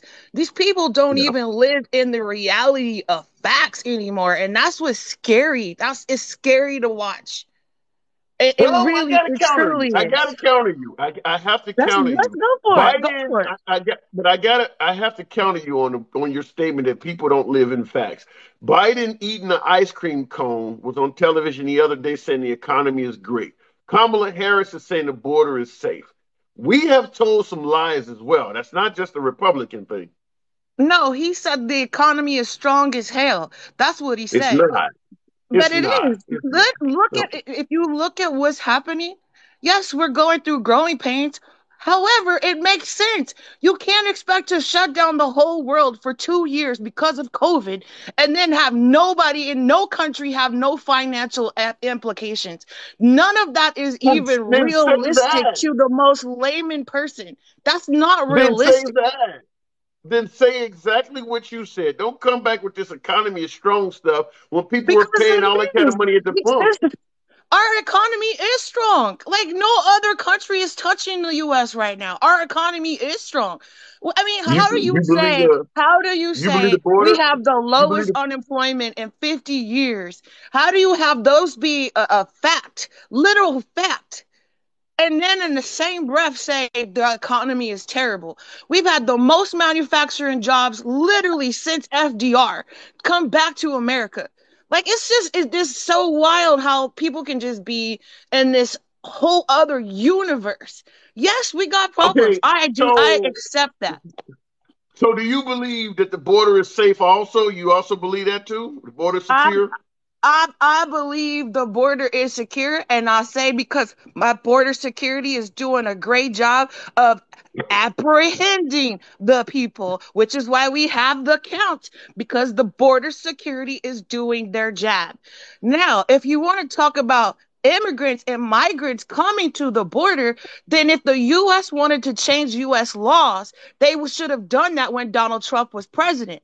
They should have said no more asylum seekers. It is a U.S. law for people to come to our border and seek asylum. That is a legal they are legally allowed to seek asylum at the border. Now, again, if the Congress wanted to change that, they would have done that when Reagan was president. But this Congress has never done it because they know why. The corporations use the cheap labor, right? So that's what this is. That's all this is about, in my opinion. And like I said, if they wanted to change it, they would have changed the U.S. law. These people are legally able to come to the border and say, USA, please help me. Well, I'm going to tell you that, I mean, maybe the polls are wrong, but even the polls on the liberal side of the aisle, I'm not talking about Republicans, I'm talking about among liberals. Most liberals don't believe what you're saying. In regards to the economy is great and the border secure. It's literally, it's U.S. law. You can't deny U.S. law says they have a right to come to the border. That's a right they have. I get your point. The point I'm trying to make is when it comes to a voter, their perception is reality. If that voter thinks the economy sucks, what you are saying is not going to resonate with them. And when they look at what they're paying at the pump under Biden compared to under Trump, telling them the economy is secure or the economy is great, it's not resonating with the Democrats. That's why they're talking about maybe somebody else should run and stuff. It's not resonating. Again, that's because Americans are about single voter issues, right? Instead of looking at a holistic situation here where a whole democracy, like the last guy was like totally okay with, it's in the Constitution that the state Congress can just throw out people's votes. Like that's some shit that they do in other countries. Yeah, that's a different conversation. Yeah, that's some dictatorship type shit. I'm not a fan of that, but I'm saying when you said that the Republicans do not operate on facts, and I don't know if I would say totally right now it's the Trump side that with that election, but Democrats do tell lies. And as far as I'm concerned, that Kamala Harris statement about the border, you and I disagree on that. I don't think the border is anywhere near as secure as it should be. I just don't. I mean, like I said, again, if you look at the facts, if we say there was 2 million border apprehensions, that means my border security is doing its job, right? What are we saying here? Why are so many people, if you're apprehending people at that number, why under Biden all of a sudden did people decide to go for it? Why are you apprehending so many more people? Okay, so this is funny. I was on a live, I swear to God, it was so hysterical. So I made the person look up the number. So you got a computer right there, look it up and see before Joe Biden, who had the highest border crossings in American history? Trump. It was Donald Trump. So if you know that, then why would you think it's just automatically going to stop? If even the guy who was so anti-Hispanic or Southern American or whatever the case is, he was so anti-migration, why would that be? Because they did not care. They need help. I didn't say the border was secure under Trump either. I'm just saying I don't think the border's secure right now. I don't think it's that difficult. I mean, you say 2 million people have been apprehended. If the number of apprehensions skyrocketed, chances are the people that have successfully gotten over here, that number is one up as well because more people are attempting to make the journey. Again, like I said, I think the Congress needs to do its job and change the asylum laws. I personally, as a liberal myself, none of this is sustainable. We cannot absorb the Southern Hemisphere because all of these countries are having problems. So I'm on the fence. I'm on the side of less Congress, do your job, change the laws. Otherwise, what are we going to have? These people tied up in our judiciary because in America, everybody, no matter if you're a citizen or not, you have rights in this country, regardless if you're a citizen. That is a thing. Well, I'm going to tell you the same thing I tell my MAGA folks is that and this is what I say all the time, if what you're saying is true, you need to have better outreach. And what I mean is if what you're saying about the border and the economy and all that's true, the Democrats need to have better outreach to other Democrats because the numbers show Democrats are not buying the stuff that Biden and Kamala Harris are saying.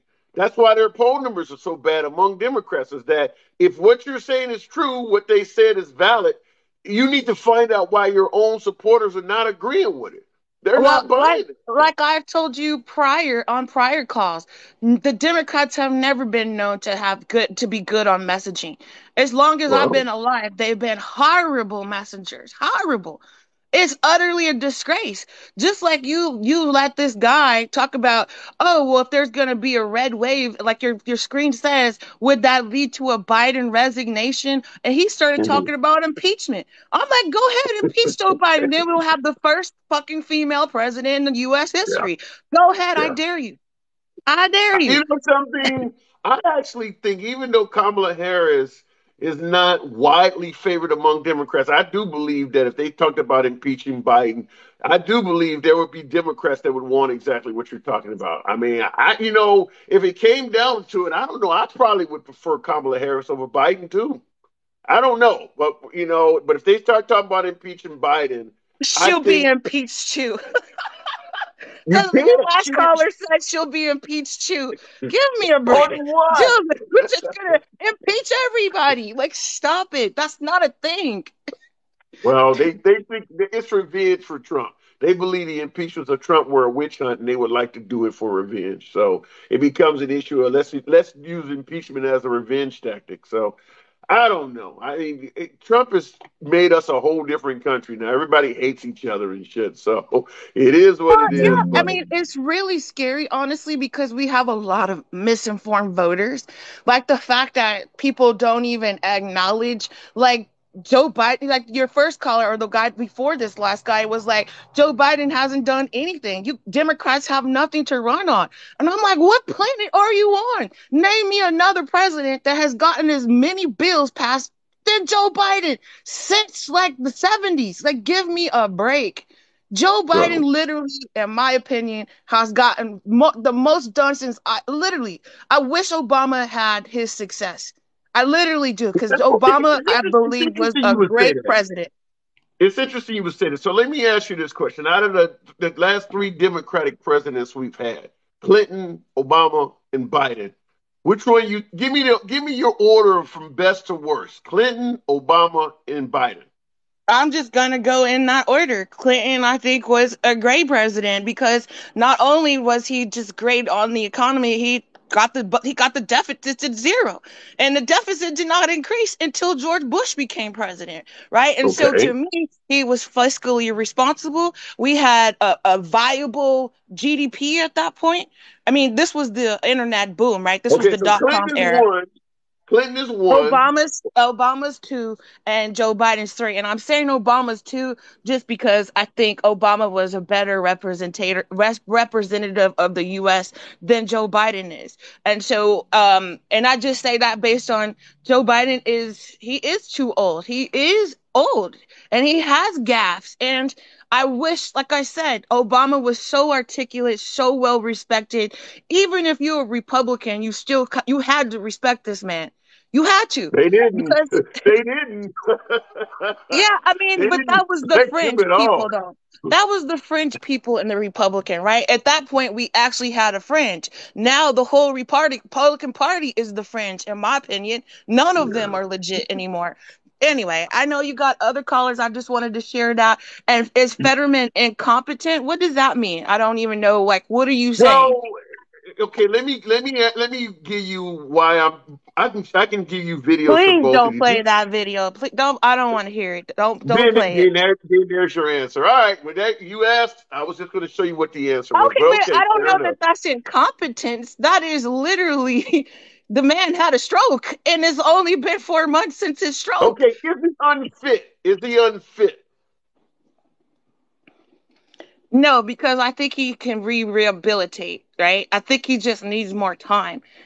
Again, this is a 6 6-year seat. And so to me, if I were in Pennsylvania, do I think would I vote for Oz just because this man is currently going through some challenges right now? When we got 86-year-olds in Congress that are old and decrepit, like Dianne fucking Feinstein and Chuck Grassley and Mitch McConnell, come on. no, I'm not going to go Hey, that listen, route. I'm not arguing. I'm not arguing with you that the opposing choices. I'm not a fan of those opposing choices either. However, I'm saying the way this guy was talking, which is why the minute I brought the video up, you're like, "Oh shit, don't play that," because you know No, how bad because it it was sounds. painful. I can agree. It was painful as hell watching it. Exactly. That's all I'm saying is he unfit? Now, will he rehab and come back? You could be right, but shouldn't we see a rehabbed candidate before we elect him, as opposed to re-electing him while he's like this and hoping he gets better? Again, I mean, and then what if we had the way you did it, right? Because if I remember correctly, the primaries was already happening when he had his stroke, right? The voting had already happened, and so would that? I don't even know what our process is if something did. Like if he passed away, would the Democrats be able to put somebody else up? How would that even work? I'm hearing it's either the governor appoints somebody or it's a special election. I think the governor temporarily appoints somebody, then you have to have a special election or something like that. That's what I'm hearing. Okay, well, if that was the case, then maybe the Democrats should have went that route. I can concur with you, but I know that they would, like anybody, you think, because John Fetterman before his stroke was on point. You know what I mean? Like before the stroke, he was literally on point. And before you let me go, let me get the last word on this one. I think to me in America, Obama had to go his first 2 years with economic collapse because of Republican destroyed the economy, left the country in destruction. Joe Biden received the country in destruction. And so to me, if the 2 years that we are trying to rebuild and dig ourselves out of another failed Republican economy, then I'm going to be rocking with Joe Biden on that. That's all I'm going to say on that. Have a good night. Thanks. Absolutely. Always a pleasure. All right. Good talk. Good talk. You came with your A game today. Good talk. Looking in the comments, certainly, like I said, I'm always making a solemn promise that regardless of how you feel or what your opinion is, I don't ban, I don't block, I don't censor. I say that every single broadcast is that I will never ban someone because they agree or disagree with the host. The fact that you may disagree with the host never means a damn thing. I get everybody from socialist progressives to QAnon supporters, and I let folks speak. I always do that on every broadcast. However, it has come to time that I do got to wrap the show up. Got to get up early in the morning just like everybody else do. Pay my dues, pull myself up by my bootstraps. Rainey, pleasure talking to you just like everyone else. Could be anywhere you want to be on TikTok, social media, and the fact that you're rolling with your boy, I'm always considering it an honor that you guys are here. So with that, I'll catch you guys on the lunch break live tomorrow. Until then, stay safe, stay politically involved. Catch you later. 5, 4, 3. That's tomorrow, and that is it. Again, 5, 4, 3. That's tomorrow, and that is it for us today. And we will leave you with a. I can't do it. Okay. We'll do it live. Okay. We'll do it live. Fuck it. Do it live. I'll write it and we'll do it live. Fucking thing sucks. 10.